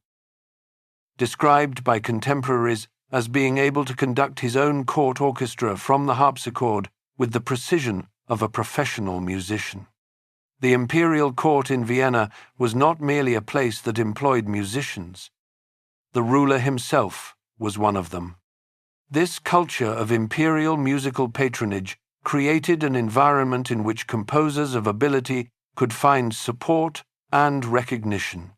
Johann Joseph Fuchs, the imperial court composer under Charles VI, wrote a treatise on counterpoint called Gradus ad Parnassum, published in 1000 725 AD, that became the standard textbook for musical composition across Europe for most of the following century. The theoretical infrastructure of what would become the classical style was being built in Vienna, even before the composers who would realize it were born. The most important figure of the Baroque period, in terms of Vienna's long-term trajectory, was not a composer or an architect. She was an empress. Maria Theresa was born in 1717 AD, the eldest daughter of Emperor Charles VI. Under the normal rules of Habsburg succession, she could not have inherited the throne. Charles VI had spent much of his reign negotiating with the European powers to get them to accept a document called the Pragmatic Sanction, which modified the succession rules to allow his daughter to inherit if he died without male heirs. He died in 1740 AD. He had no male heirs. Maria Theresa was 23 years old. What happened next tested whether the Habsburg state could survive the death of its male line. Frederick II of Prussia, who would become known to history as Frederick the Great, invaded the Habsburg province of Silesia within weeks of Charles VI's death. Calculating that a young woman with no political experience and uncertain support was an easy target, France, Bavaria, and Saxony joined what became a coalition against Habsburg power. The War of the Austrian Succession, which lasted from 1740 to 1748 AD, was, in practical terms, a test of whether everything the Habsburgs had built over 4 centuries could survive a single succession crisis. It survived, but just barely, and at significant cost. Maria Theresa lost Silesia to Frederick the Great permanently, one of the most industrially productive territories in the Habsburg lands. She never accepted the loss as legitimate and spent decades of her subsequent reign attempting to recover the province without success. But she held everything else together through a combination of personal courage, political skill, and an instinct for reform that distinguished her from almost all of her predecessors. Maria Theresa ruled for 40 years, from 1740 to 1780 AD. And what she did with those 40 years transformed the Habsburg state from a collection of territories held together primarily by dynastic loyalty into something approaching a modern administrative state. She reformed the tax system, making the nobility pay taxes for the first time in most of the Habsburg lands. She reformed the army, creating a professional officer corps trained at a military academy she founded in Wiener Neustadt. She reformed education, establishing a state school system that was not controlled by the Jesuits and that provided basic education to a much larger portion of the population than had previously had access to it. She reformed the legal system, abolishing judicial torture in most circumstances and beginning the process of creating a unified legal code for the disparate Habsburg territories. Vienna, under Maria Theresa, expanded and modernized in ways that were directly connected to her administrative reforms. The city had grown to a population of perhaps 175,000 by the 1760s, making it one of the 5 largest cities in Europe. Maria Theresa's government built hospitals, reorganized the university, established institutions for the care of the poor and the sick, and began the process of what would now be called urban planning. The Augarten, the public park north of the inner city, was opened to ordinary Viennese citizens by Maria Theresa in 1775 AD, with a notice that it was dedicated to all human beings by their appreciator. It was a small gesture, but its symbolism was not lost on the Viennese. And the music that this city was producing was beginning to reach a level of quality that had no precedent in European history. Joseph Haydn, born in 1732 AD in a small village in Lower Austria, came to Vienna as a boy to sing in the cathedral choir. After his voice broke, he spent years as a struggling freelance musician in the city before eventually securing the patronage of the Esterházy family, one of the great Hungarian noble families of the Habsburg realm, who employed him for nearly 30 years at their palace southeast of Vienna. From that position, Haydn developed the forms, the symphony, the string quartet, the piano sonata, that would define European classical music for the next century. He did it largely in isolation, forced by circumstance to be original because he had no models close enough to imitate. A younger figure arrived in Vienna during the final years of Maria Theresa's reign and transformed everything. Wolfgang Amadeus Mozart was born in Salzburg in 1756 AD, the son of a court musician who recognized his son's extraordinary talent early and devoted his own career to promoting it. Mozart was performing for European courts as a small child, astonishing audiences with abilities that seemed impossible for his age. He came to Vienna in 1781 AD, initially in the employ of the Archbishop of Salzburg, and in a confrontation that his letters describe with considerable vividness, he was dismissed from that employment and found himself free, for the first time, to pursue a career as an independent musician in the imperial capital. The Vienna that Mozart came to in 1781 AD was in transition. Maria Theresa had died in 1780 AD. Her son Joseph II had been co-ruler with her for the final 15 years of her reign and now ruled alone. Joseph was one of the most intellectually restless and reformist rulers of his age, deeply influenced by the Enlightenment philosophy that was reshaping European thought, and determined to rationalize and modernize the Habsburg state with a speed and thoroughness that his mother had never attempted. He abolished serfdom in the Habsburg lands. He issued the Edict of Toleration in 1781 AD, granting Protestants and Jews in the Habsburg lands a degree of legal protection and religious freedom they had never previously enjoyed. He dissolved hundreds of monasteries and convents that he considered insufficiently productive and redirected their wealth toward hospitals and schools. Joseph II was also a devoted patron of music and theatre. He established the German National Theatre in Vienna to promote drama and opera in the German language rather than the Italian that had dominated court entertainment. He commissioned Mozart to write an opera for this theatre. The result, premiered in 1782 AD, was The Abduction from the Seraglio, a comic opera in German that was an immediate popular success.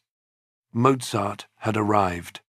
The decade that followed was among the most creatively dense periods in the history of European music. Mozart in Vienna between 1781 and 1791 AD composed, among other works, the 6 string quartets dedicated to Haydn, the piano concertos that defined the form for the next 2 centuries.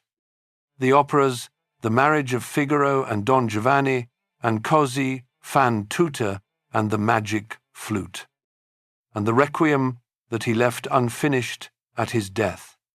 The density and quality of creative output in this single decade by this single composer, in this single city, has few parallels in the history of any art form.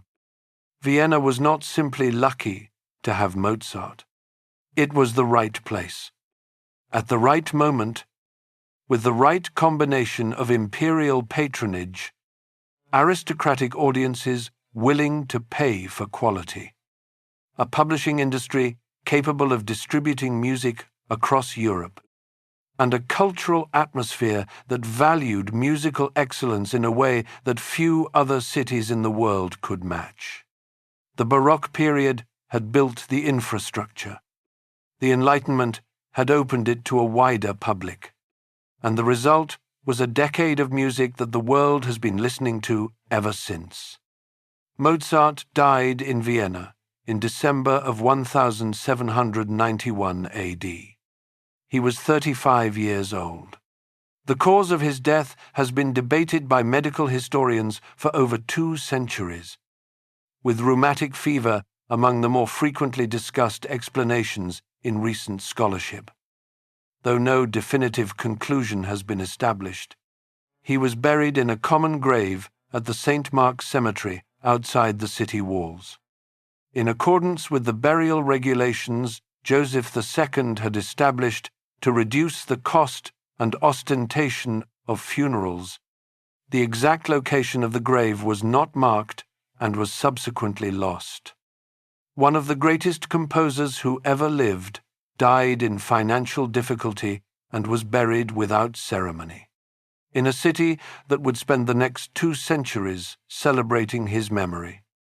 Mozart died in 1791. In the decades that followed, a young composer from Bonn named Ludwig van Beethoven arrived in Vienna, studied briefly with Haydn, and decided to stay. His presence and the extraordinary music he would write in the city over the following decades belong to the next chapter of Vienna's story. A chapter shaped not by the Enlightenment confidence that had produced Mozart, but by the violence and upheaval that was already gathering beyond the Alps. 2 years after Mozart's death, in 1793 AD, a woman was executed by guillotine in Paris. Her name, before her marriage, had been Maria Antonia, the youngest daughter of Empress Maria Theresa of Austria. The world knew her as Marie Antoinette, Queen of France. The revolution that killed her had not yet finished with the dynasty that had produced her. And the man who would bring that revolution to Vienna's doorstep was already a military officer in the French Republican Army, winning victories in Italy that were beginning to make his name known across Europe. His name was Napoleon Bonaparte, and Vienna had not seen anything like him before. Chapter 8. Napoleon breaks the old world.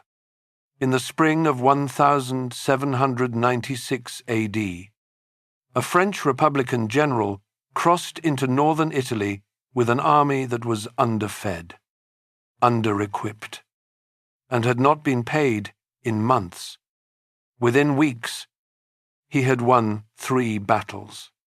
Within months, he had forced one of the most powerful military establishments in Europe to sue for peace.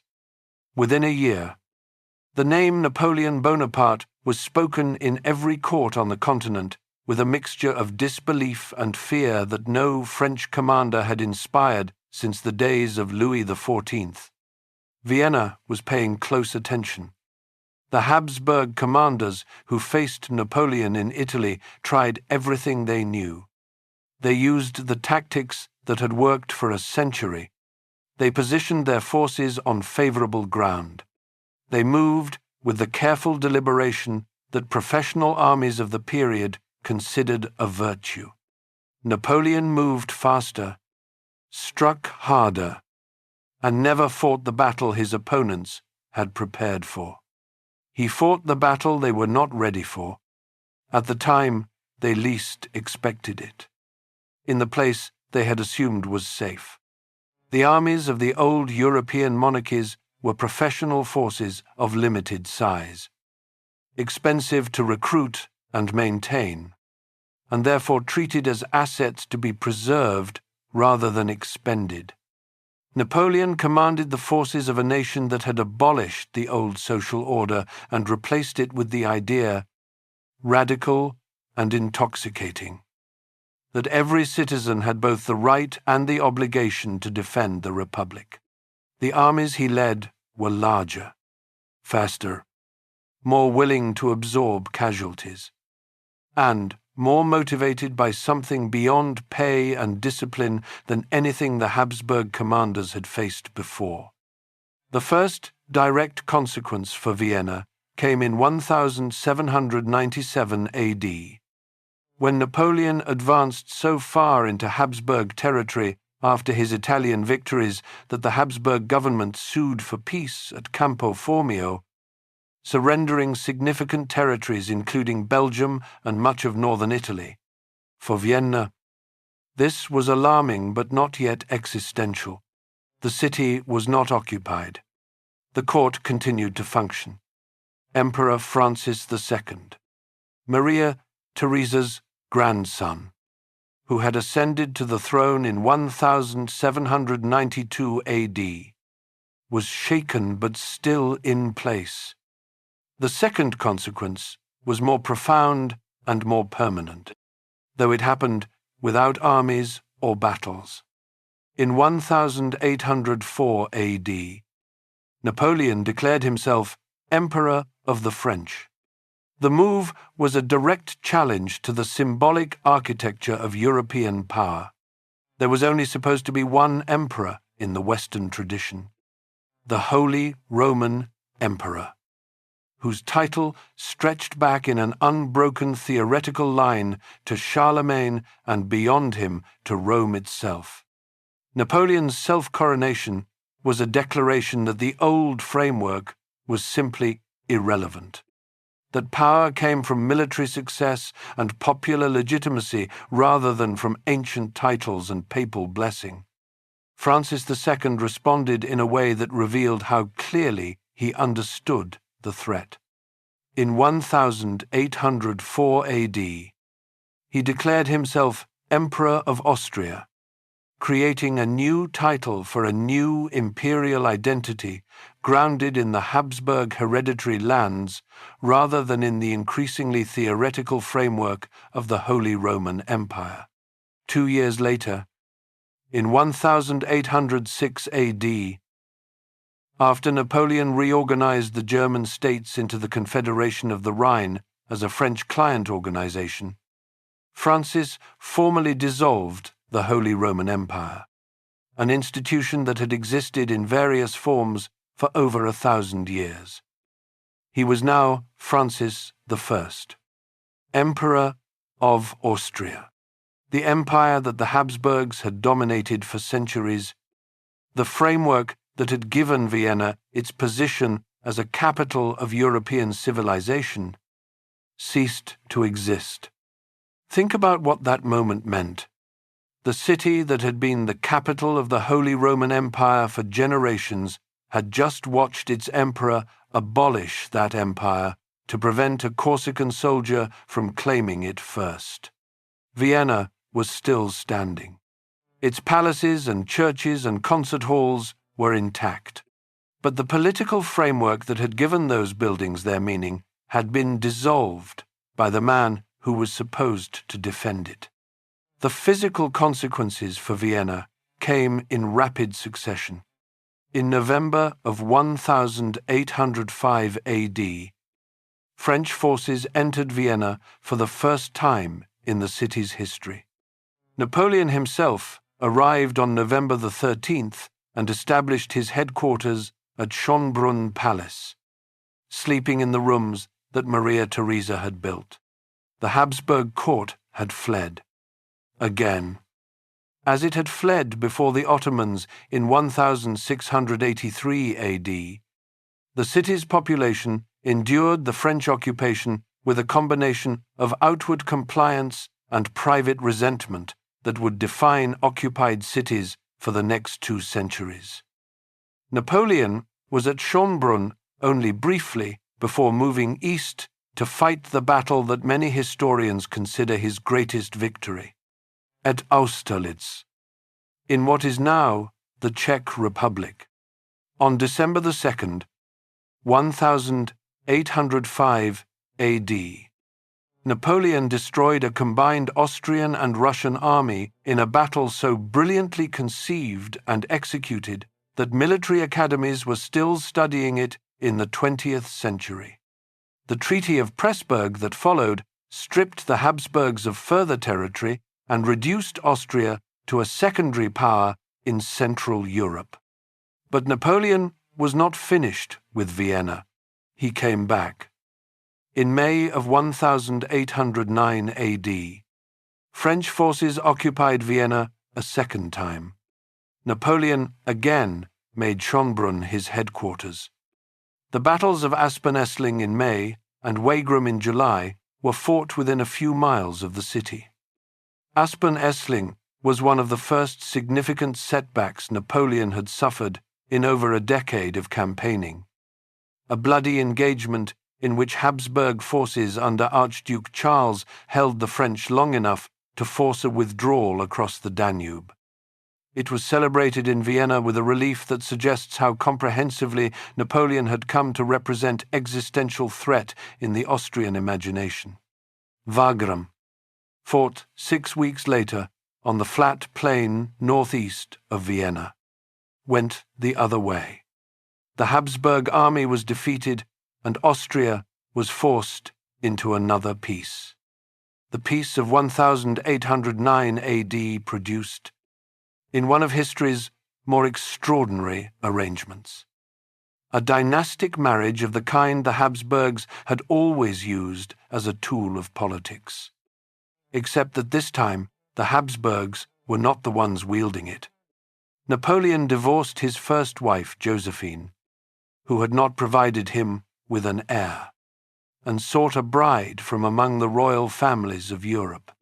The bride he chose was Marie-Louise, the 18-year-old daughter of Emperor Francis I of Austria. The granddaughter of Maria Theresa married the man who had twice occupied her family's palace and stripped her family's empire of its ancient title. The marriage was arranged with the Habsburg efficiency that centuries of dynastic politics had developed into a near-automatic reflex. Marie-Louise left Vienna for Paris in March of 1810 AD. She and Napoleon had a son, born in 1811 AD and given the title King of Rome, who would eventually come back to Vienna after his father's defeat and live out his short life at Schönbrunn as the Duke of Reichstadt. Dying of tuberculosis in 1832 AD at the age of 21. In the palace his father had twice occupied as a conqueror. Napoleon's final defeat came in 1815 AD. After the 100 Days campaign that ended at Waterloo, but before Waterloo, before Napoleon's final exile to St. Helena, something happened in Vienna that was perhaps more consequential for the long-term history of Europe than any of the battles. The Congress of Vienna ran from September of 1814 AD to June of 1815 AD, and it was the most ambitious diplomatic gathering in European history up to that point. Representatives of every significant European power came to Vienna to negotiate the settlement that would govern the continent after Napoleon. The host and dominant figure was the Austrian foreign minister, Prince Clemens von Metternich, a man of extraordinary diplomatic skill, conservative instincts, and a capacity for sustained political maneuvering that made him the most influential European statesman of his generation. The Congress had to solve several problems simultaneously. It had to decide what to do with the territories Napoleon had reorganized, conquered, and redistributed across 2 decades of warfare. It had to establish new political arrangements for Germany, Italy, and Poland, all of which had been fundamentally altered by the Napoleonic period. And it had to create some mechanism that would prevent any single power from ever again achieving the kind of European dominance that Napoleon had briefly held. The settlement the Congress produced was neither perfect nor permanent, but it was more durable than most peace settlements in European history. The borders it drew governed most of Europe for the better part of a century. The balance of power framework it established, in which the major European states agreed to manage disputes through consultation rather than unilateral action, created the Concert of Europe, a diplomatic system that prevented a general European war for 40 years and limited the scale of conflicts for nearly a century. Vienna, at the Congress of 1814 and 1815 AD, was at the absolute peak of its political importance. Every crowned head in Europe was either present in person or represented by their most capable diplomats. The social calendar of the Congress was as famous as its political business. Balls, concerts, theatrical performances, and private entertainments filled the evenings of the delegates. The phrase, attributed to the Prince de Ligne, a Belgian-born field marshal who was one of the more colorful figures present, that the Congress dances but does not advance, captured the social atmosphere while missing the political seriousness underneath it. The Congress was advancing. It was building the framework of 19th century Europe, and it was building it in Vienna. The man who dominated that framework for the following 3 decades was Metternich himself. As Austrian foreign minister and later state chancellor, Metternich presided over a system of European order that was explicitly designed to prevent the recurrence of revolution, democracy, and national self-determination, all of which he regarded as diseases that had produced Napoleon and that would, if left unchecked, produce worse. The Metternich system was conservative in the most literal sense, dedicated to conserving the existing order against all challenges from below. Vienna, under Metternich, in the years between 1815 and 1848 AD, entered the period that Viennese cultural history knows as the Biedermeier era. The name comes from a fictional character, a satirical creation representing the contented, apolitical German burgher, and it captures something real about the cultural atmosphere of the period.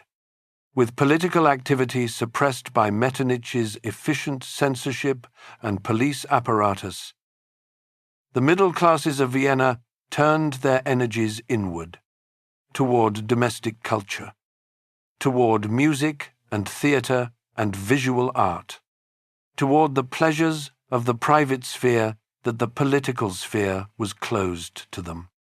It was in this atmosphere of enforced quietude that 2 of the most powerful musical voices in European history produced their most distinctive work. Ludwig van Beethoven had arrived in Vienna from Bonn as a young man in the 1790s and had remained for the rest of his life.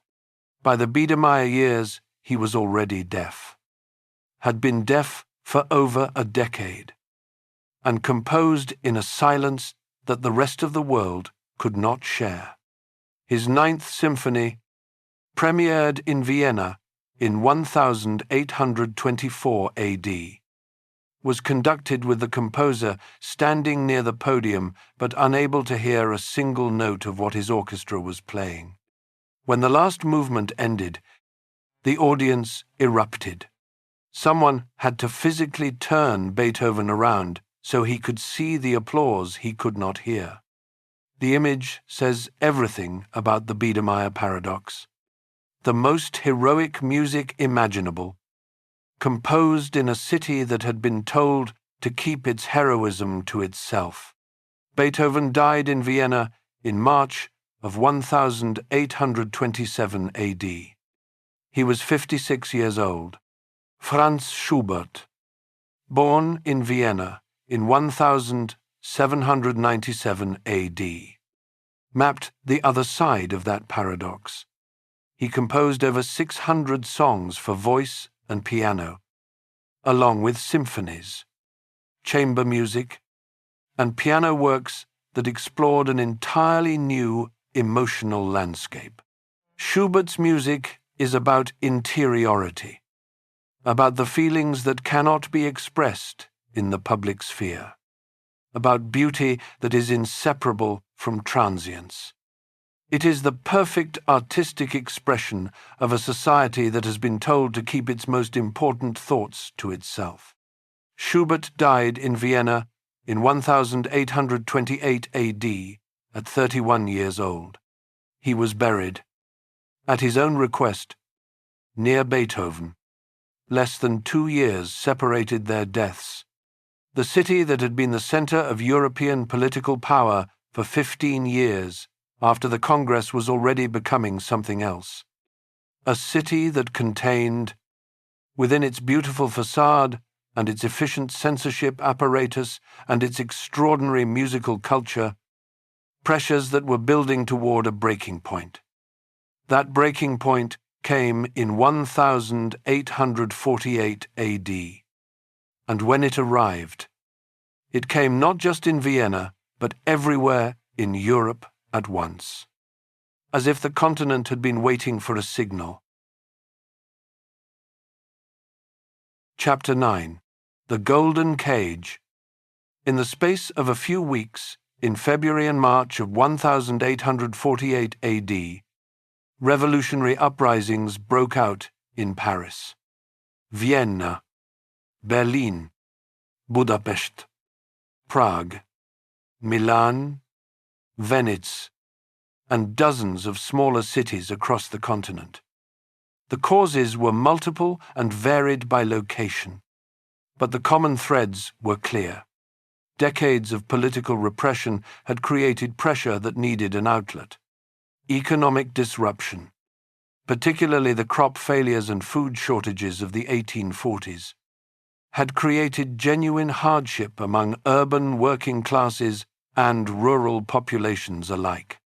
And the ideas of liberalism and nationalism, the belief that governments should be accountable to the people and that people sharing a language and culture had the right to govern themselves, had spread across Europe despite Metternich's best efforts to contain them. In Vienna, the revolution began with street demonstrations in March that escalated with a speed that caught the imperial government completely unprepared. Metternich, the architect of European conservatism, who had managed the political order of the continent for 3 decades, resigned on March the 13th, 1848 AD, and fled into exile in London. The man who had built his career on the suppression of political change was undone in a matter of days by the change he had spent his life suppressing. The revolution in Vienna did not succeed in the end.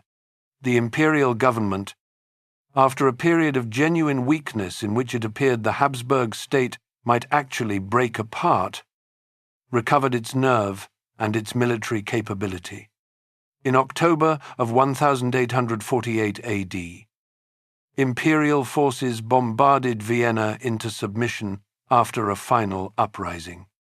In Hungary, where the revolution had gone furthest toward actual independence, Russian military intervention at the request of the Habsburg government crushed the Hungarian Revolutionary Army in 1849 AD. The revolutions of 1848 had failed across most of Europe, but not without consequence. Emperor Ferdinand I abdicated in December of 1848 AD, and the throne passed not to the next in the direct line, but to his 18-year-old nephew, Franz Joseph. Franz Joseph I became Emperor of Austria in December of 1848 AD and died in November of 1916 AD. His reign lasted 68 years. He was the central figure of Vienna's greatest period of physical transformation, the era in which the city rebuilt itself from a Baroque imperial capital into a modern metropolis. He was also, in ways that he could not have known when he ascended the throne as a confident 18-year-old who had never questioned his right to rule, the last emperor of a world that was slowly, irreversibly ending. The physical transformation of Vienna under Franz Joseph began in 1857 AD with one of the most significant urban planning decisions in 19th century Europe. The old city walls of Vienna, the fortifications that had been built after the Ottoman siege of 1683 AD and had defined the boundary between the inner city and the suburbs for nearly 2 centuries, were demolished. In their place, Franz Joseph ordered the construction of a monumental boulevard that would circle the old city and provide Vienna with the kind of grand urban framework that Haussmann was simultaneously creating in Paris. The Ringstrasse was not just a road, it was a program.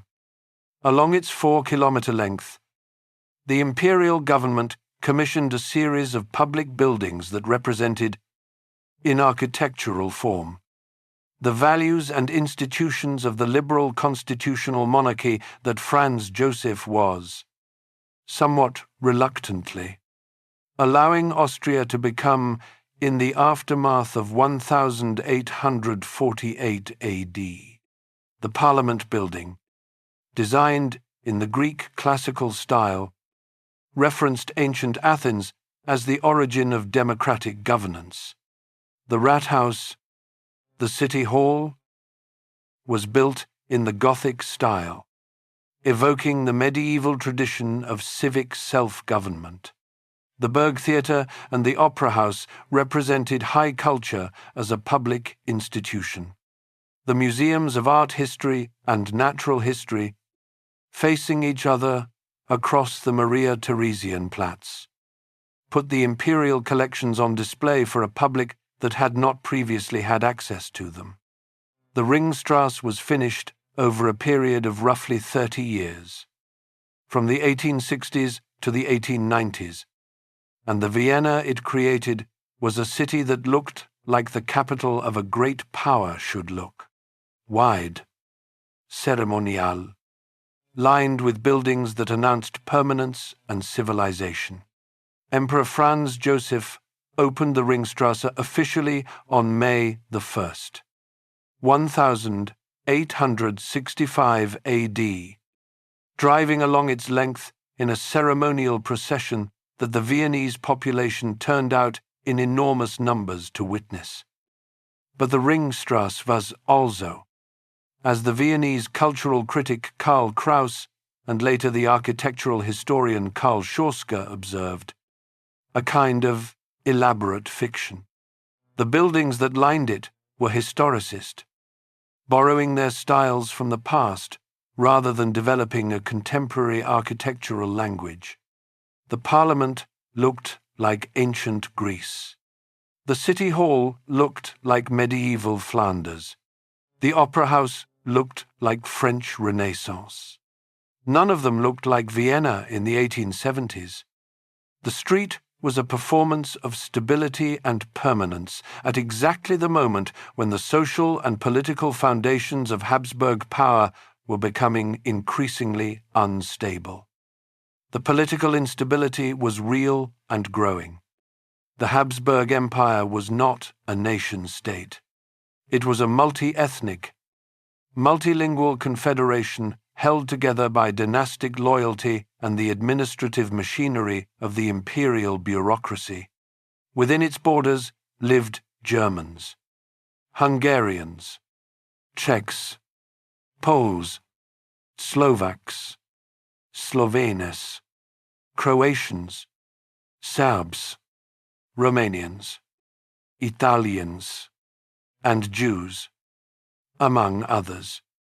As the 19th century progressed and nationalism became the dominant political ideology of the age, the question of how to hold a multi-ethnic empire together in a world that increasingly believed nations and states should coincide became less a theoretical problem and more an acute political crisis. The Compromise of 1867 AD, known as the Ausgleich, was the Habsburg attempt to manage the most serious of these tensions. Under the Ausgleich, the Habsburg lands were reorganized into a dual monarchy, Austria-Hungary, in which the Austrian and Hungarian halves of the empire had equal status, shared a single monarch in Franz Joseph, and managed their respective internal affairs independently. It was a sophisticated political arrangement that solved the Hungarian problem, at least temporarily, while creating new resentments among the Slavic peoples of the empire who had not been included in the deal. Vienna, as the capital of the Austrian half of the dual monarchy, was simultaneously the most cosmopolitan city in Central Europe, attracting migrants and talent from every corner of the empire, and the capital of a political system that was struggling to manage the centrifugal forces of ethnic nationalism.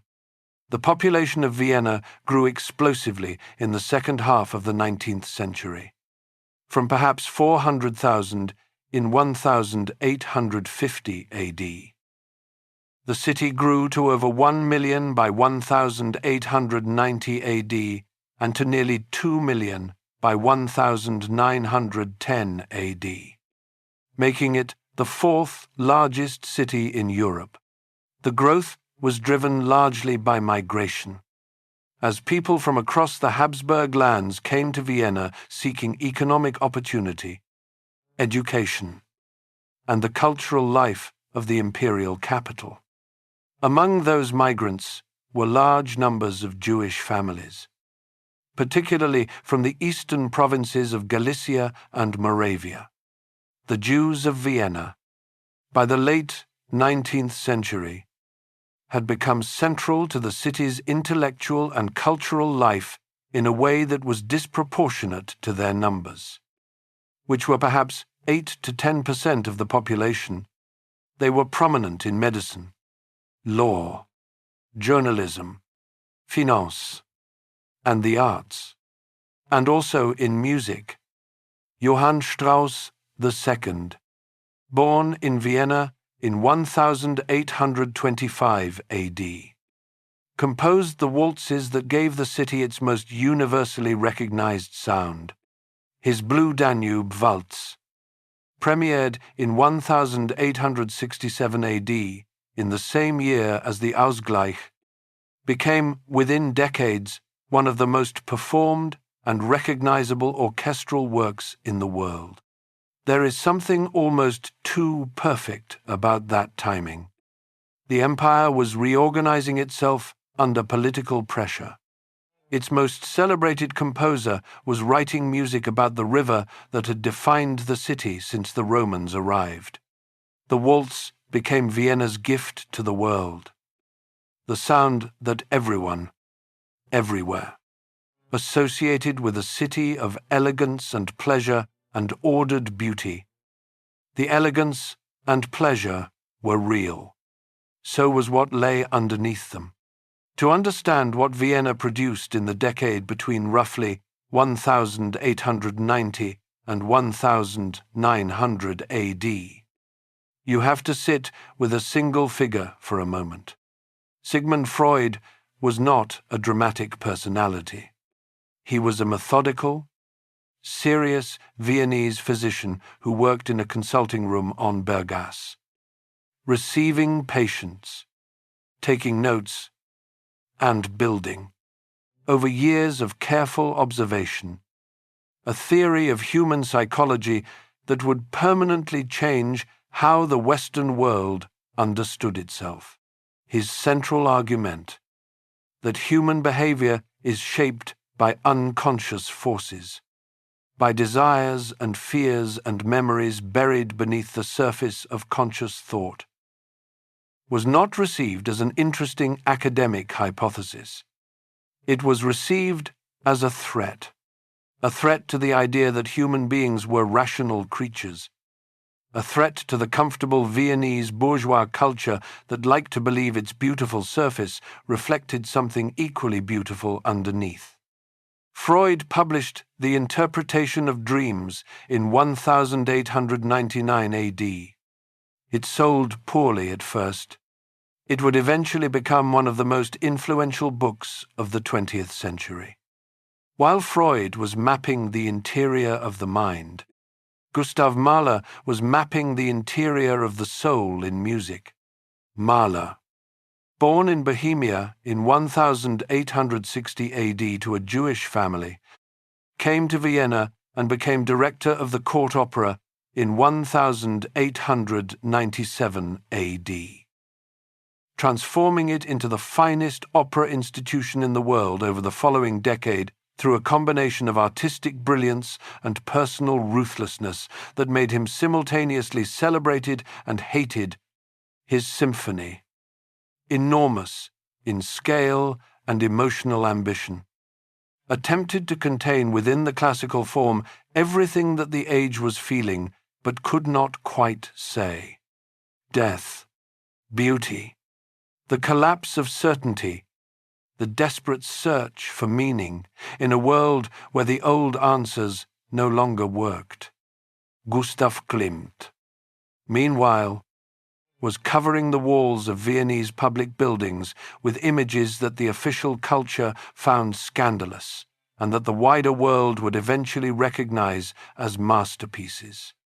His painting for the ceiling of the University of Vienna, depicting philosophy, medicine, and jurisprudence, was rejected by the university authorities because it was too dark, too sexual, too honest about the limits of human reason. Klimt returned the commission fee and kept the paintings. They were destroyed during the Second World War. Only photographs survive. Then there was Ludwig Wittgenstein, born in Vienna in 1889 AD, to one of the wealthiest families in the Habsburg Empire, who would go on to transform the philosophy of language twice in a single career, and Arnold Schoenberg, who, in the first decade of the 20th century, dismantled the tonal system that had organized Western music for 3 centuries and replaced it with something that the world is still arguing about. Why Vienna? Why this city? At this moment, the tension between the cosmopolitan, emancipated culture of liberal Vienna and the rising tide of ethnic nationalism and anti-Semitism that was simultaneously present in the city created a particular kind of intellectual urgency. The Jewish intellectuals who dominated so much of Viennese cultural life were acutely aware that the liberal framework that had given them access to that life was fragile. Freud's interest in the irrational forces beneath the surface of civilized behavior, Mahler's music of overwhelming emotional intensity, Klimt's images that refused to look away from sexuality and death. All of these can be read as responses to the awareness that the beautiful surface of Ringstrasse, Vienna, was concealing something it could not contain forever. The politician who most clearly embodied what that surface was concealing was Karl Lueger, who became mayor of Vienna in 1897 AD, after several previous attempts had been blocked by Emperor Franz Joseph himself who was uncomfortable with Lueger's politics. Lueger was a brilliant populist who had built a political movement on a combination of genuine social reform, Catholic conservatism, and explicit anti-Semitism. He was an effective mayor who modernized Vienna's infrastructure, built tramways and gasworks and hospitals, and genuinely improved the lives of the Viennese working class. He was also a man who used hatred as a political tool with a casualness that, in retrospect, illuminates something very dark about the city he governed. A young man from the Austrian provinces spent several years in Vienna in the first decade of the 20th century, drifting without purpose, twice rejected by the Academy of Fine Arts, surviving on the margins of the city's economic life. He admired Lueger. He absorbed the anti-Semitic politics of the Viennese popular press. He attended the debates in the imperial parliament and watched in contempt as representatives of a dozen national groups argued in a dozen languages and produced nothing but noise. His name was Adolf Hitler, and he would later say that Vienna was the city where he formed the world view he carried with him for the rest of his life. Franz Joseph watched all of this from the Hofburg. Working 12 hours a day at his desk with the discipline of a man who believed that diligence could substitute for vision, he had been emperor since he was 18. He had seen revolutions, military defeats, the assassination of his wife Elizabeth by an Italian anarchist in 1898 AD, the suicide of his only son, Crown Prince Rudolf, in a hunting lodge at Mayerling in 1889 AD, under circumstances that the imperial government never fully disclosed. He had outlasted most of the political figures of his era. He had presided over the most extraordinary cultural flowering in Viennese history. And he had failed, through a combination of personal rigidity and systemic impossibility, to solve the fundamental problem of how to hold a multi-ethnic empire together in an age of nationalism. In the summer of 1914 AD, that failure produced its final consequence. Franz Joseph was 83 years old. He had 2 years left to live, and in Sarajevo, in the empire's southern provinces, a young Bosnian Serb nationalist named Gavrilo Princip was making plans. Chapter 10. The Suicide of Empire.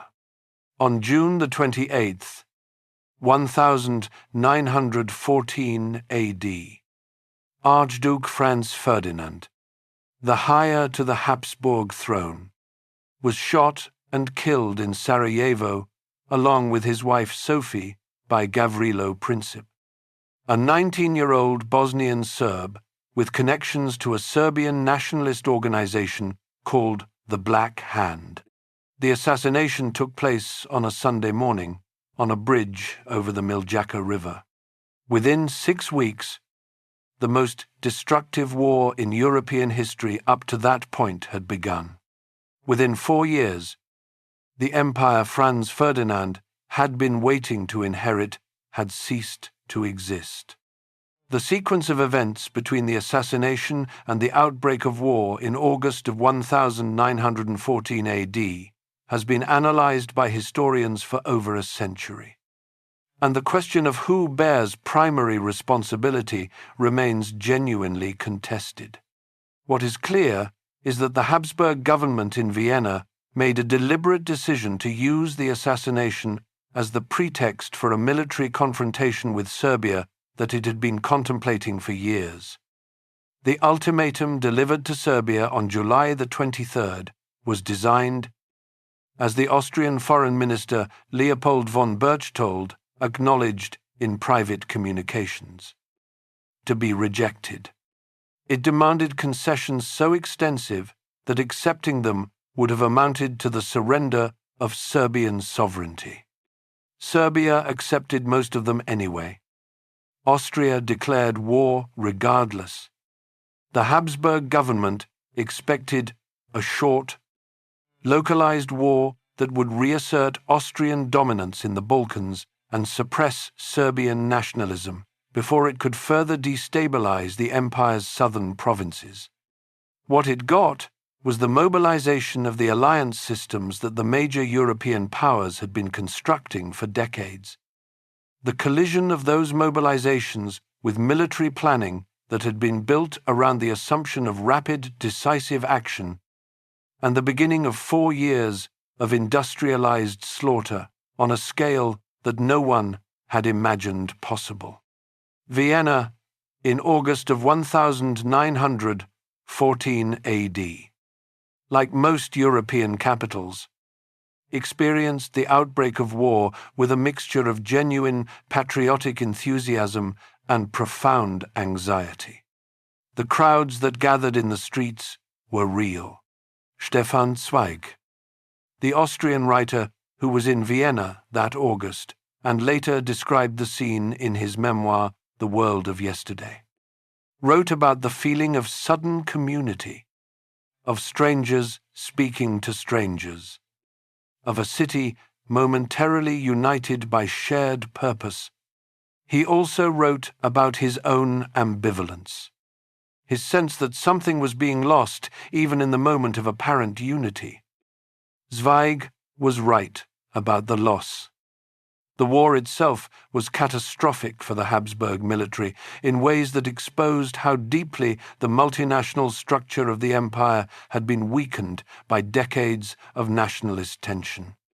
The army that marched in August of 1914 AD contained soldiers from every corner of the empire who spoke a dozen different languages and whose loyalties, in many cases, at least as much to their own national groups as to the Habsburg dynasty they nominally served. The great multinational army that the empire had maintained as the ultimate guarantor of Habsburg power was revealing the fault lines that ran through the society it was supposed to defend. The Eastern Front, where Habsburg forces faced the Russian Empire across the plains of Galicia, was particularly brutal. In the first months of the war, the Habsburg army suffered losses so severe that it never fully recovered its professional officer corps. The battles of Galicia in late 1914 AD cost the Habsburg military somewhere in the range of 400,000 casualties in a matter of weeks. A figure consistent with estimates from historians of the Eastern Front, including Norman Stone and Graydon Tunstall, who have written specifically on Habsburg military performance in that period. Without German troops, equipment, and strategic direction, the Habsburg military could not have continued fighting beyond 1915 or 1916 AD. Franz Joseph died on November the 21st, 1916 AD, in his bedroom at Schönbrunn Palace, at the age of 86, 68 years. Think about what that span contained. The revolutions of 1848, the wars with Prussia and France that stripped Austria of its German leadership role, the Ausgleich, the Ringstrasse, Freud and Mahler and Klimt working in his capital, the assassination at Sarajevo. Franz Joseph had been emperor for all of it. He had worked 12 hours a day until nearly the end, receiving dispatches, signing documents, maintaining the routine that he believed was the foundation of order, and now, in the middle of a war he had started, he was gone. His great-nephew Karl I, who succeeded him, was 29 years old and had been given almost no preparation for the role he suddenly occupied.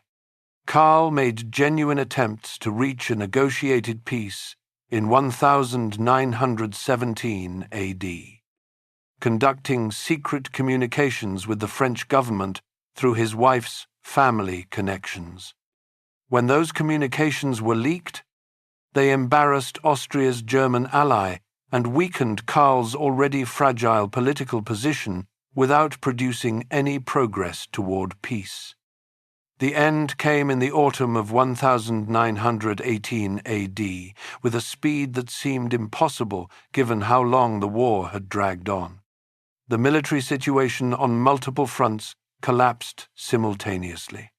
The nationalities within the empire began declaring independence without waiting for the war to formally end.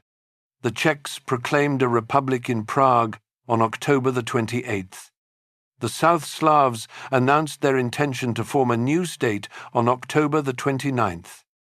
Hungary declared independence. Austria itself, the German-speaking remnant that remained after the nationalities had departed, declared itself a republic on November the 12th, 1918 AD, the day after Karl formally withdrew from state affairs. The Habsburg Empire was over. It had lasted, in various forms, for 640 years. For Vienna, the consequences were immediately and brutally visible.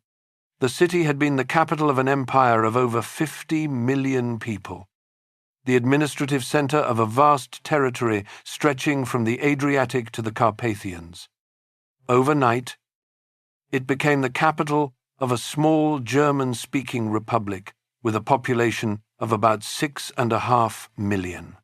The phrase that circulated in European diplomatic circles after the war was precise and cruel. Vienna was a head without a body, a capital city whose empire had been removed from beneath it. The food supply to the city, which had depended on agricultural regions now in foreign countries, became a genuine crisis. In the winter of 1918 and 1919 AD, the Austrian Republic that emerged from the ruins of the empire was politically unstable from its beginning. The Social Democrats, who controlled Vienna's city government, and the Christian Social Conservatives, who represented the rural and Catholic population, were separated by ideological differences so deep that parliamentary politics became increasingly difficult to sustain.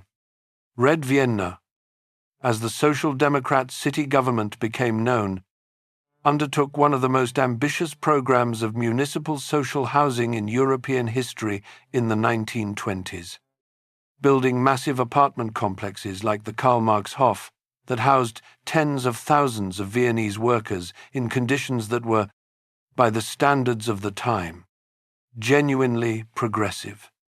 The national government, meanwhile, oscillated between ineffective parliamentary coalitions and the growing temptation of authoritarian solutions.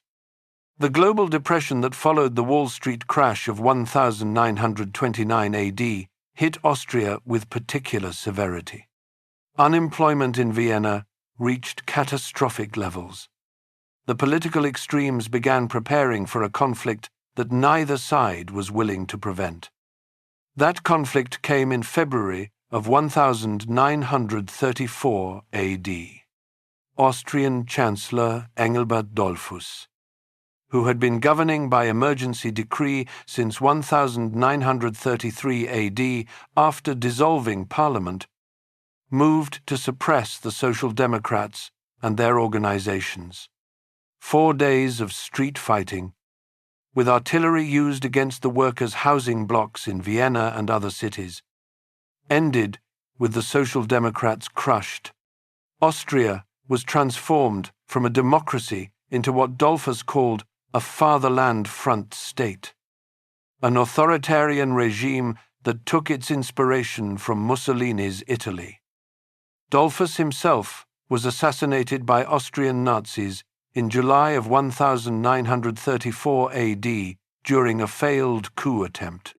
His successor, Kurt Schuschnigg, continued the authoritarian system while trying to maintain Austrian independence against the growing pressure from Hitler's Germany. The young man who had failed the Academy of Fine Arts entrance examination twice, who had lived on the margins of Viennese society in the years before the First World War, who had absorbed the anti-Semitic politics of Karl Lueger's Vienna and the pan-German nationalism of the Austrian radical right, had become the Chancellor of Germany in January of 1933 AD. He had rebuilt the German military in defiance of the Versailles Treaty. He had remilitarized the Rhineland in 1936 AD without military resistance from France or Britain. He had been told, repeatedly, that the European powers would not accept further territorial expansion, and he had been proved right, repeatedly, to disbelieve them. In early March of 1938 AD, Hitler moved against Austria. Schuschnigg, facing an ultimatum that demanded he hand power to Austrian Nazis or face German military invasion, announced a referendum on Austrian independence, then was forced to cancel it, then resigned on March the 11th. German troops crossed the Austrian border on the morning of March the 12th, 1938 AD, to what their commanders had been told might be military resistance and turned out to be, in many places, cheering crowds. Hitler entered Vienna on March the 14th, 1938 AD. He spoke from the balcony of the Hofburg to an enormous crowd that filled the Heldenplatz, documented in newsreel footage that survives to this day. He announced the entry of his homeland into the German Reich. The crowd roared. The Anschluss was formally declared on March the 13th. Austria ceased to exist as a separate state. Vienna became a provincial city of the German Reich, renamed Ostmark. Chapter 11. Anschluss and Ashes. The question that Vienna has been living with ever since March of 1938 AD is one of the most difficult in modern European history. Was Austria a victim of Nazi Germany, or was it a participant? The answer, as serious historians have established through decades of careful research, is that it was both, simultaneously, in ways that resist any simple narrative. The crowd in the Heldenplatz was real. The enthusiasm was genuine. Austria had a Nazi movement of its own that predated Hitler's rise to power in Germany and in some respects had been more radical. The anti-Semitism that pervaded Austrian political culture was not imported from Germany. It was domestic. It had been growing in Vienna for decades, fed by the same anxieties and resentments that fed nationalist movements across Europe. And it had found, in the figure of Hitler and the spectacle of German power, an outlet and a champion. The speed with which the persecution of Jews began in Vienna after the Anschluss was not the result of orders from Berlin. It was largely spontaneous, driven by Austrian Nazis and ordinary Viennese citizens who seized the opportunity the Anschluss created to act on hatreds they had been harboring for years. Within days of the German entry, Jews in Vienna were being forced to scrub the streets on their hands and knees. Their businesses were being looted. Their apartments were being seized by neighbors who had coveted them. Vienna had the largest Jewish community in the German-speaking world outside of Germany itself. In 1938 AD, approximately 180,000 Jews lived in Vienna. representing about 9% of the population. They were represented in virtually every field of professional and cultural life. They had been central to the extraordinary intellectual flowering of pre-war Vienna. Of the approximately 180,000 Jews in Vienna in March of 1938 AD, roughly 120,000 managed to emigrate before the borders were closed.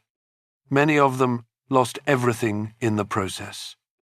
Forced to sign over property and assets to the Nazi state as the price of exit. Sigmund Freud, already in his 80s and ill with the cancer that would kill him the following year, was persuaded by his supporters to leave. He went to London in June of 1938 AD. 4 of his sisters stayed and were murdered in the camps. The approximately 60,000 Jews who could not or did not emigrate were, with very few exceptions, murdered, deported to the camps of the East and killed there. Vienna lost, in the space of a few years, the population that had been most central to its intellectual and cultural identity. The coffee houses that Freud and Krauss and Schnitzler and Zweig had frequented were still there. The apartments where the ideas that shaped modern thought had been developed were still there. The people were gone.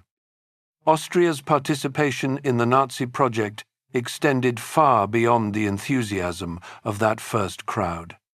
Research by historians, including Evan Burr-Bucke, in his archivally grounded study of Austrian society during the Nazi period, and statistical analysis documented by scholars at the Vienna Wiesenthal Institute for Holocaust Research, has shown that Austrians were significantly overrepresented, relative to their share of the greater German Reich's population. In the SS and in the administrative machinery of the Holocaust, as Austrian and international historians have documented in the decades since, this overrepresentation was not incidental. Adolf Hitler was Austrian. Adolf Eichmann, who organized the logistics of the deportations with bureaucratic precision, was Austrian. Ernst Kaltenbrunner, who headed the SS security apparatus after Reinhard Heydrich's assassination, was Austrian. The war that followed the Anschluss brought Vienna into the German war machine as a producer of armaments and industrial goods. The city's factories were converted to military production. Foreign workers, many of them forced laborers from occupied territories, were brought to Vienna to work in those factories under conditions that ranged from harsh to lethal. As the war progressed and Allied air power extended its reach, Vienna came under aerial attack. American bombing raids damaged significant portions of the city, including the State Opera, which was gutted by fire in March of 1945 AD. The Soviet army reached Vienna in early April of 1945 AD after fighting through the eastern suburbs and across the city centre. The battle for Vienna lasted from April the 6th to April the 13th, 1945 AD, and the fighting caused damage throughout the city. The old bridges across the Danube were destroyed. Parts of the inner city burned. The Cathedral of St. Stephen, which had stood for 7 centuries through plague and siege and bombardment, was seriously damaged when fire spread from nearby buildings and destroyed the roof and the famous Bell of Pumarin, which fell and shattered on the floor below. By the time Soviet troops raised their flag over the city on April the 13th, Vienna was in physical ruin, economic collapse, and moral confusion. The Nazi period had lasted 7 years. In those 7 years, the city had participated in the murder of its own Jewish population, had served as a component of a war of aggression and racial ideology, and had been reduced by the consequences of that ideology to a damaged shell of what it had been. The question of what Vienna had done was one that the city and Austria would handle badly for decades. The official narrative that Austria constructed for itself in the post-war years was built around the formulation that the Moscow Declaration of 1943 AD had provided, that Austria was the first victim of Nazi aggression. This narrative was not entirely false. There were Austrians who had resisted the Anschluss, who had hidden Jewish neighbors, who had suffered under the Nazi regime. But as a complete account of what had happened, the victim narrative was a profound evasion. It was not seriously confronted until the Waldheim affair of 1986 AD, when the revelation that presidential candidate Kurt Waldheim had concealed his wartime service in a Wehrmacht unit implicated in war crimes forced a public reckoning that the country had been avoiding for 40 years. The immediate post-war period brought a different kind of difficulty. Vienna, in the summer of 1945 AD, was divided, like Germany, into 4 occupation zones controlled by the 4 Allied powers: the United States, Britain, France, and the Soviet Union. The inner city, the first district, was designated an international zone administered by all 4 powers jointly, rotating the command monthly in an arrangement that produced, among other things, one of the most fertile environments for espionage in the post-war world. The Vienna of 1945 to 1955 AD was a city of rubble and hunger and black markets and secrets. The novelist and screenwriter Graham Greene had been in Vienna during the occupation period, and the atmosphere of the divided, ruined, morally ambiguous city he encountered there directly shaped the screenplay he wrote for The Third Man. The film released in 1949 AD that gave the world perhaps its most enduring image of post-war Vienna, the film's Vienna, a city of shadows and rubble and the black market and the sewers beneath the elegant streets, was not simply a backdrop. It was an argument about what happened to civilization when the frameworks that held it together broke down. And yet, in this ruined, divided, occupied city, something was already beginning that would eventually produce one of the more remarkable recoveries in modern European history. The reconstruction of the state opera became a symbol of that recovery. The decision to rebuild it, made when the Austrian economy could barely afford food, reflected a cultural priority that the Viennese held with a conviction that went beyond sentiment. Music was not a luxury. It was what Vienna was. The rebuilt opera reopened on November the 5th. 1955 AD, with a performance of Beethoven's Fidelio, an opera about liberation from unjust imprisonment, that the Viennese understood as a statement about their own situation.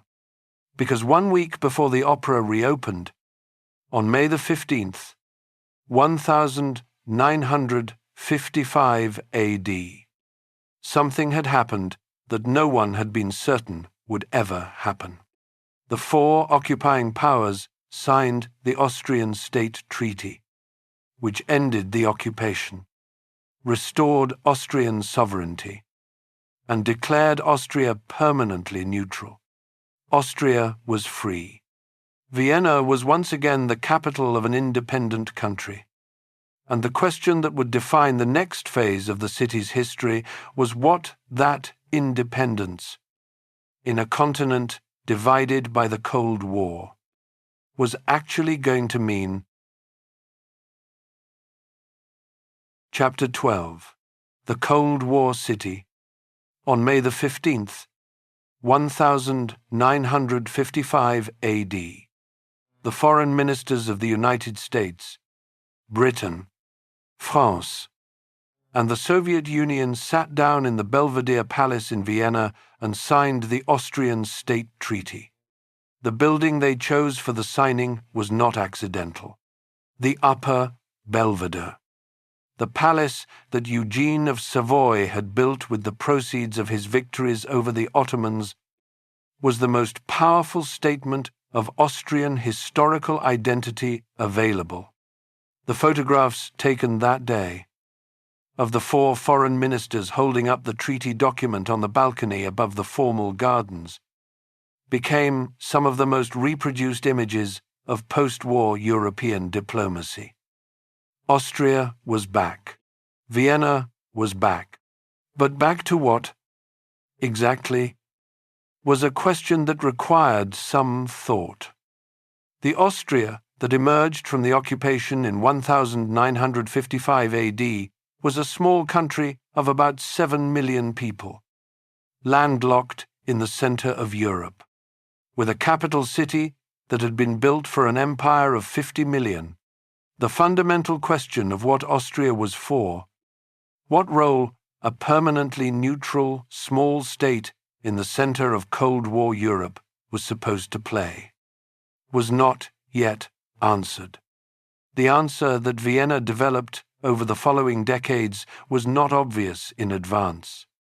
But in retrospect, it seems almost perfectly suited to the city's history and geography. Vienna would become a city of international institutions, a neutral ground where the divided world could meet, negotiate, and occasionally agree on things that would have been impossible to agree on anywhere else. The logic was clear once you saw it.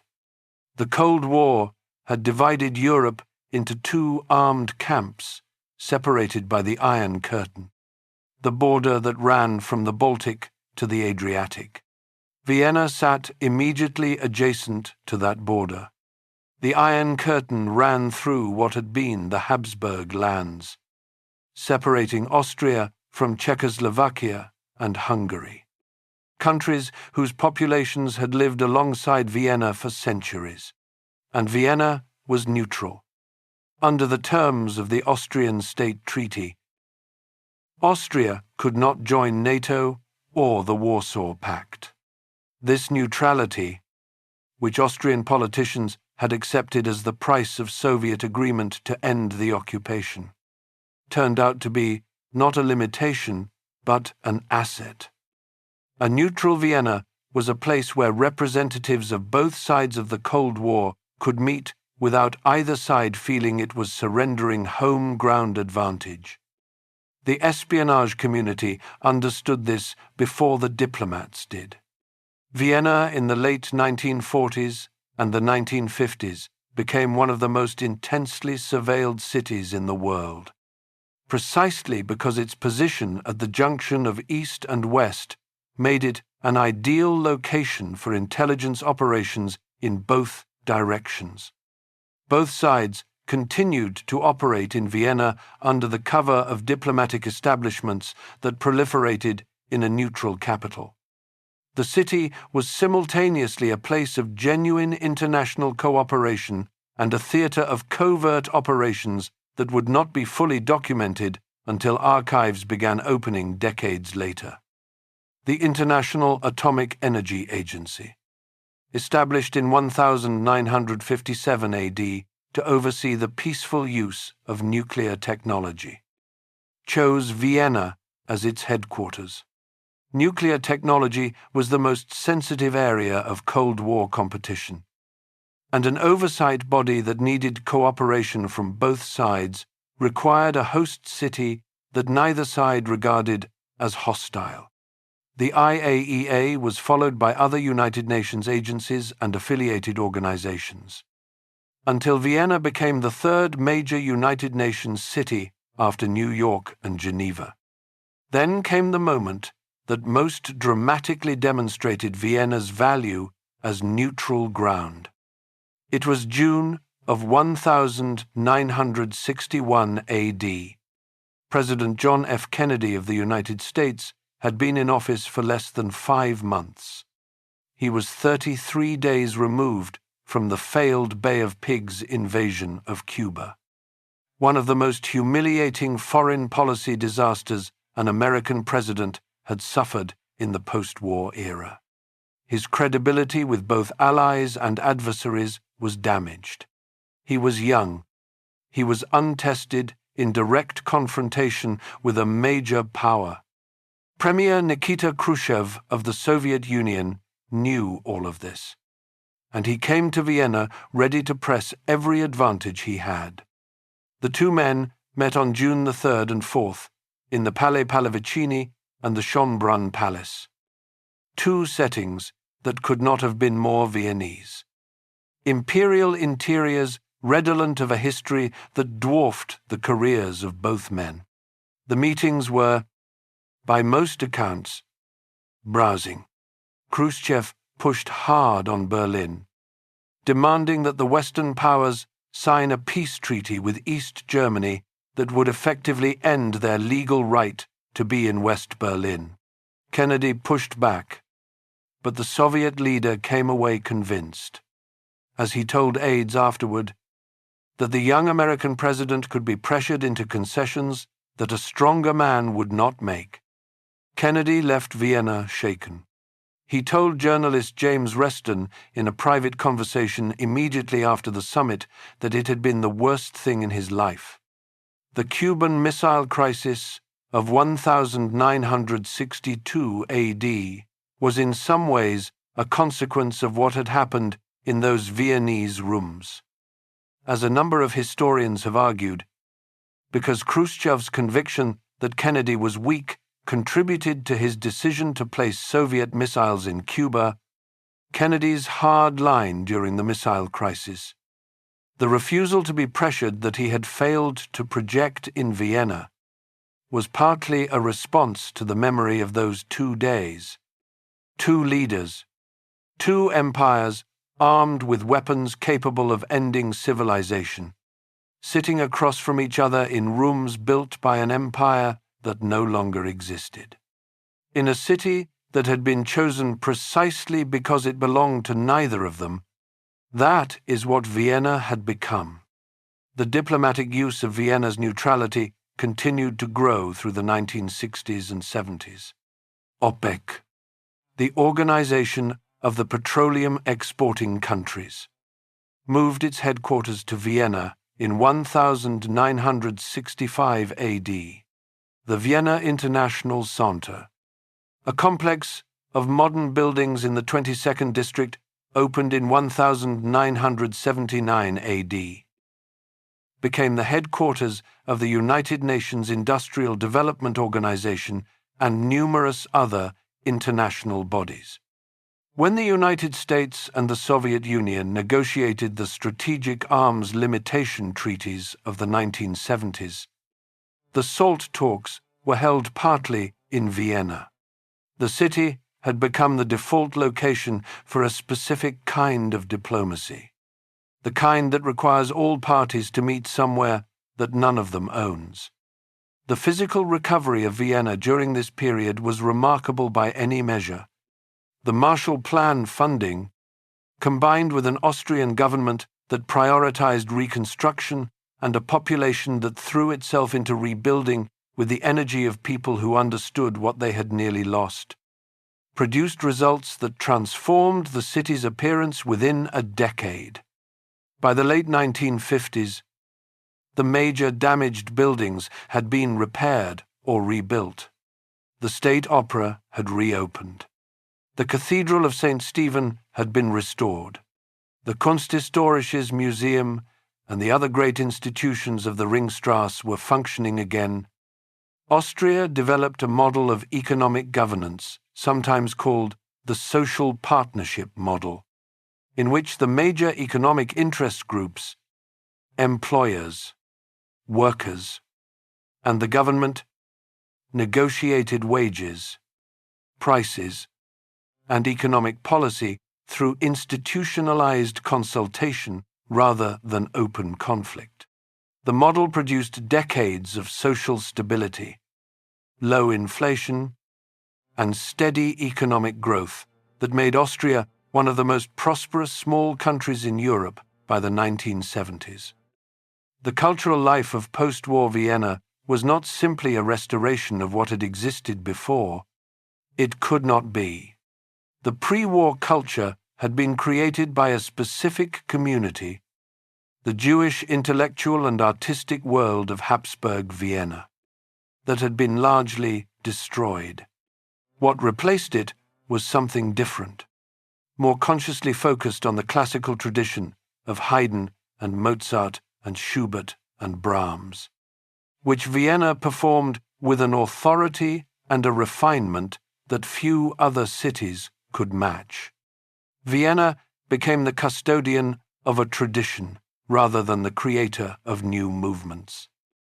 And it performed that role with a perfection that attracted musicians and audiences from around the world. The Vienna Philharmonic's New Year's Concert, which began broadcasting on international television in the 1980s and was eventually watched by tens of millions of people in over 90 countries, made Vienna a global brand associated with musical excellence and cultural refinement in a way that no advertising campaign could have manufactured. The Cold War also kept Vienna connected to its eastern neighbors in ways that the Iron Curtain had not entirely severed.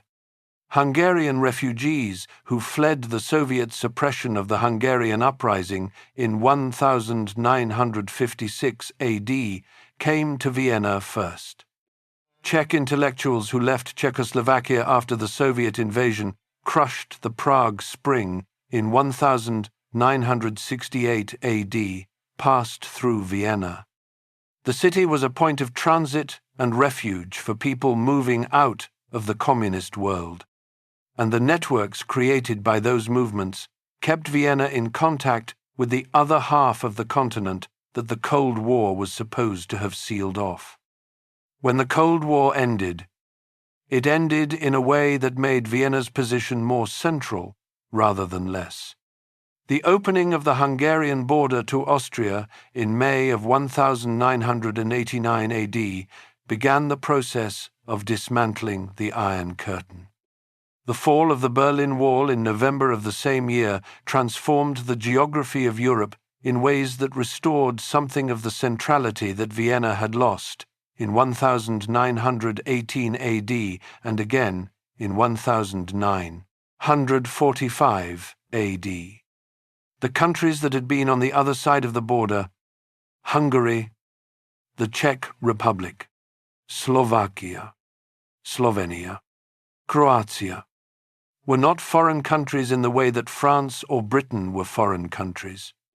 They were places with which Vienna shared centuries of common history, common legal traditions, common cultural references, and in many cases, family connections that had survived 4 decades of separation. Their transition to market economies and democratic governance in the 1990s created economic opportunities that Viennese businesses were better positioned than almost any other Western companies to exploit, because of the language skills, the historical knowledge, and the personal connections that Vienna's borderland position had preserved. The city that had been filmed in rubble in 1948 AD had found. In the wreckage of the world, it had been built to serve. A new role that suited its history with unexpected precision. Chapter 13. What Vienna became. Take the U-Bahn from the city centre to the Vienna International Centre on a weekday morning and you will find yourself in a current of people speaking a dozen languages, carrying briefcases and laptops, passing through security gates into buildings that house the administrative machinery of international agreements on nuclear testing and industrial development and drug control and a dozen other areas where the nations of the world decided that collective management produces better outcomes than unilateral action. They are bureaucrats, mostly, doing the unglamorous work of international governance. They are doing it in Vienna because Vienna is neutral, central, well-organized, and safe. They are doing it in a city that 2,000 years ago was a Roman military camp on the edge of the known world. The continuity between those two facts is not coincidental. Vienna, in the first decades of the 21st century, has accumulated a set of characteristics that, taken together, constitute a success story that the city's own history makes simultaneously impressive and slightly vertiginous. The Economist Intelligence Unit has ranked Vienna among the most livable cities in the world multiple times in recent years, using criteria that include stability, infrastructure, education, healthcare, and culture. The ranking reflects something real. Vienna's public transportation system is among the most comprehensive and affordable in Europe. The healthcare system provides universal coverage of genuine quality. The social housing tradition that goes back to Red Vienna means that a significant portion of the city's residents live in publicly subsidized housing, with consequences for affordability and social mixing that other cities regard with envy. The coffee house is worth pausing on, because it encapsulates something about Vienna that statistics do not capture. The Viennese coffee house is not a café in the sense that word is used in most other cities. It is a specific institution with a specific social function that has evolved over 3.5 centuries.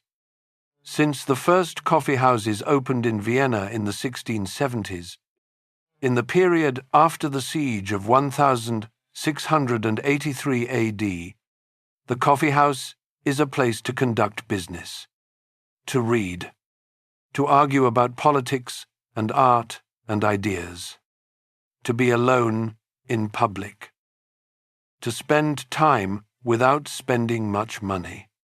It is democratic in the sense that it admits anyone who can pay for a small coffee, and it is aristocratic in the sense that it maintains standards of service and atmosphere that require considerable effort to sustain. It is, in the view of many Viennese, one of the few surviving institutions that connects the city's present to the world of Freud and Klimt and Krauss and Zweig.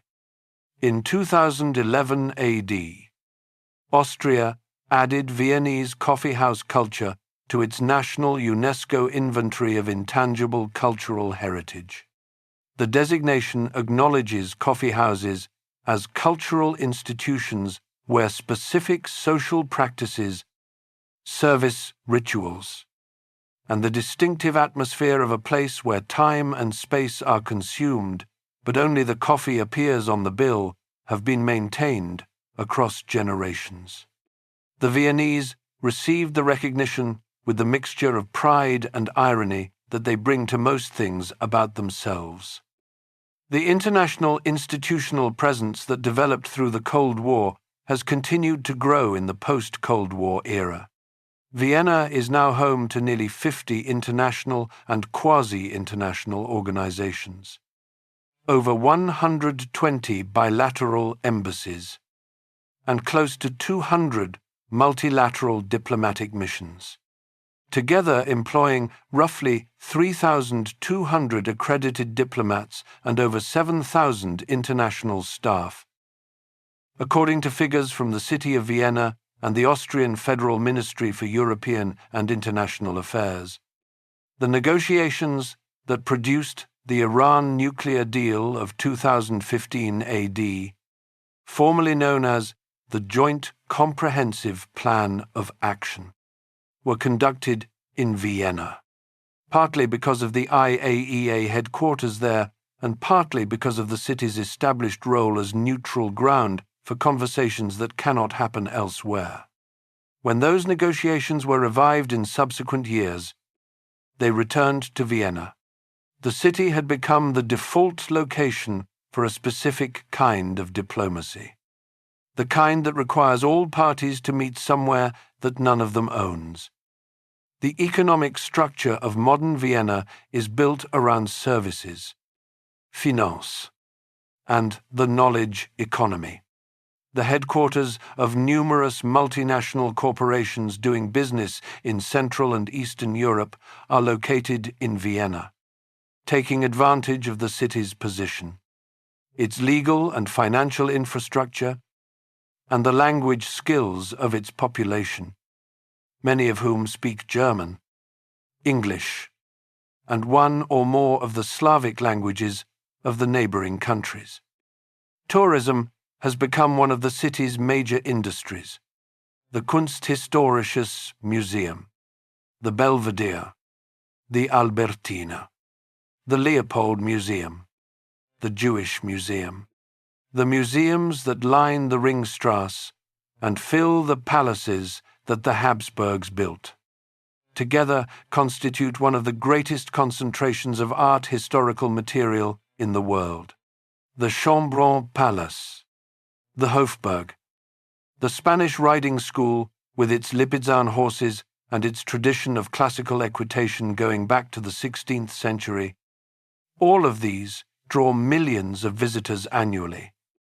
The musical life of the city continues at a level of quality that few other cities can match. The Vienna Philharmonic, the Vienna Symphony, the State Opera, the Volksoper, the Konzerthaus, the Musikverein with its acoustically refined Golden Hall. Together, they constitute a musical infrastructure that has no simple equivalent elsewhere. The tradition is maintained partly through the conservatories and music academies that train musicians from across the world, and partly through something harder to quantify, a cultural conviction shared across the Viennese population, across class and educational lines, that music is not entertainment but identity. The question of identity is one that Vienna and Austria have been working through with increasing seriousness in the decades since the Waldheim affair. The memorial landscape of the city has changed significantly since the 1980s. The Mahnmal gegen Krieg und Faschismus. The memorial against war and fascism created by Alfred Hrdlicka and installed in the Albertina Platz in 1988 AD forces passers-by to engage with images of brutality and humiliation that the official culture had previously preferred to keep out of sight. The Judenplatz, the square in the first district that was the center of medieval Jewish Vienna, now contains a Holocaust memorial designed by the British sculptor Rachel Whiteread, a concrete cast of the interior of a library whose books cannot be read. Installed in 2000 AD, above the excavated remains of a medieval synagogue destroyed in a pogrom in 1421 AD. The memorial works on multiple levels simultaneously. An acknowledgement of the specific community destroyed in the 20th century, and a reminder that the destruction of Jewish life in Vienna was not a Nazi invention, but had precedents that the city's history had long preferred not to examine. The documentation of what happened between 1938 and 1945 AD has become more thorough, more public, and more integrated into the official understanding of Austrian history than it was in the post-war decades. School curricula include the Holocaust, Commemoration events mark the anniversaries of the Anschluss and other significant dates. The gap between what happened and what the official culture acknowledges happened has narrowed. It has not closed entirely. The contemporary Vienna that results from all of this history is a city of striking contrasts that somehow coexist without collapsing into contradiction. The Baroque palaces of the Habsburgs and the modernist social housing blocks of Red Vienna stand within walking distance of each other. The state opera and the underground music venues of the 7th District represent different but equally serious musical cultures that somehow both belong to the same city. The communities from Turkey, the Balkans, and the broader Middle East that have settled in districts like the 15th and 16th have brought a cultural diversity that the old Habsburg cosmopolitanism foreshadowed, but the Nazi period and its aftermath had interrupted. The international community that works in the United Nations buildings and the embassies and the multinational headquarters has layered another kind of cosmopolitanism on top of the existing one. Vienna is not a city that has resolved its past. No city with a history this dense and this violent could honestly claim to have done so. The questions raised by the Anschluss and by the Holocaust, by Austria's role in the Nazi project, and by the decades of evasion that followed the war, continue to generate argument and discomfort in Austrian public life. The right-wing populist politics that have been part of the Austrian political landscape since the 1980s are a reminder that the pathologies that produced the catastrophe of 1938 were not permanently extirpated by defeat in 1945. They were suppressed, managed, partially acknowledged, and they remain present in a society that has learned, with considerable effort, to be more honest about them than it once was.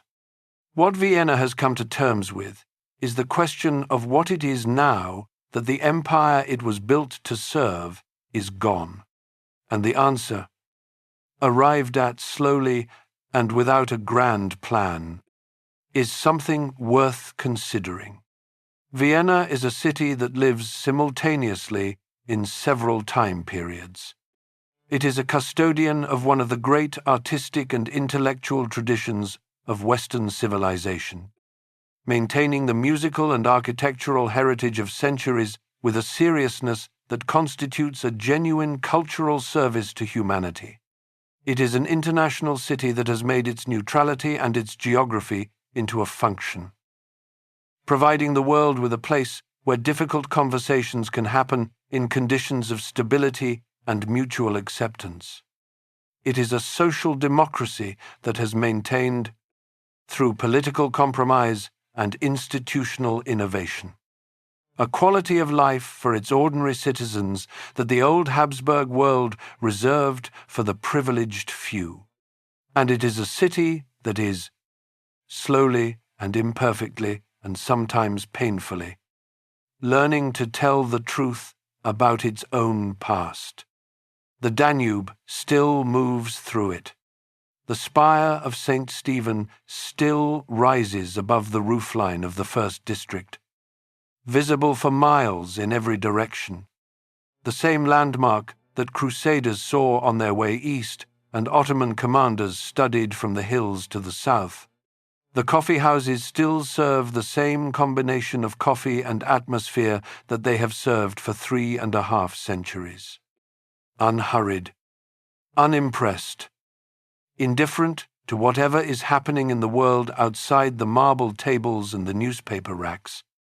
And somewhere beneath the streets, beneath the U-Bahn lines and the medieval cellars and the Roman foundations that archaeologists uncover when construction projects reach the right depth, the stones of Vindobona are still there. The Roman soldiers who built that camp in 15 BC were doing a job. They were marking a line on the edge of the known world, building something solid enough to hold. and moving on to the next section of the frontier. They did not know they were choosing the location of one of the great cities of the next 2,000 years. They did not know that the crossing point they were securing would still be a crossing point when their empire was a memory, and their language a subject studied by scholars. They chose this location because it was useful. What was built on it? Across 2,000 years of catastrophe and creation, turned out to be something that no military engineer calculating the minimum distance between two muddy banks could have predicted. It turned out to be a city that the world keeps returning to, a city built at the place where different worlds meet, and where the work of making them talk to each other never quite ends. The Danube keeps moving. The city stays.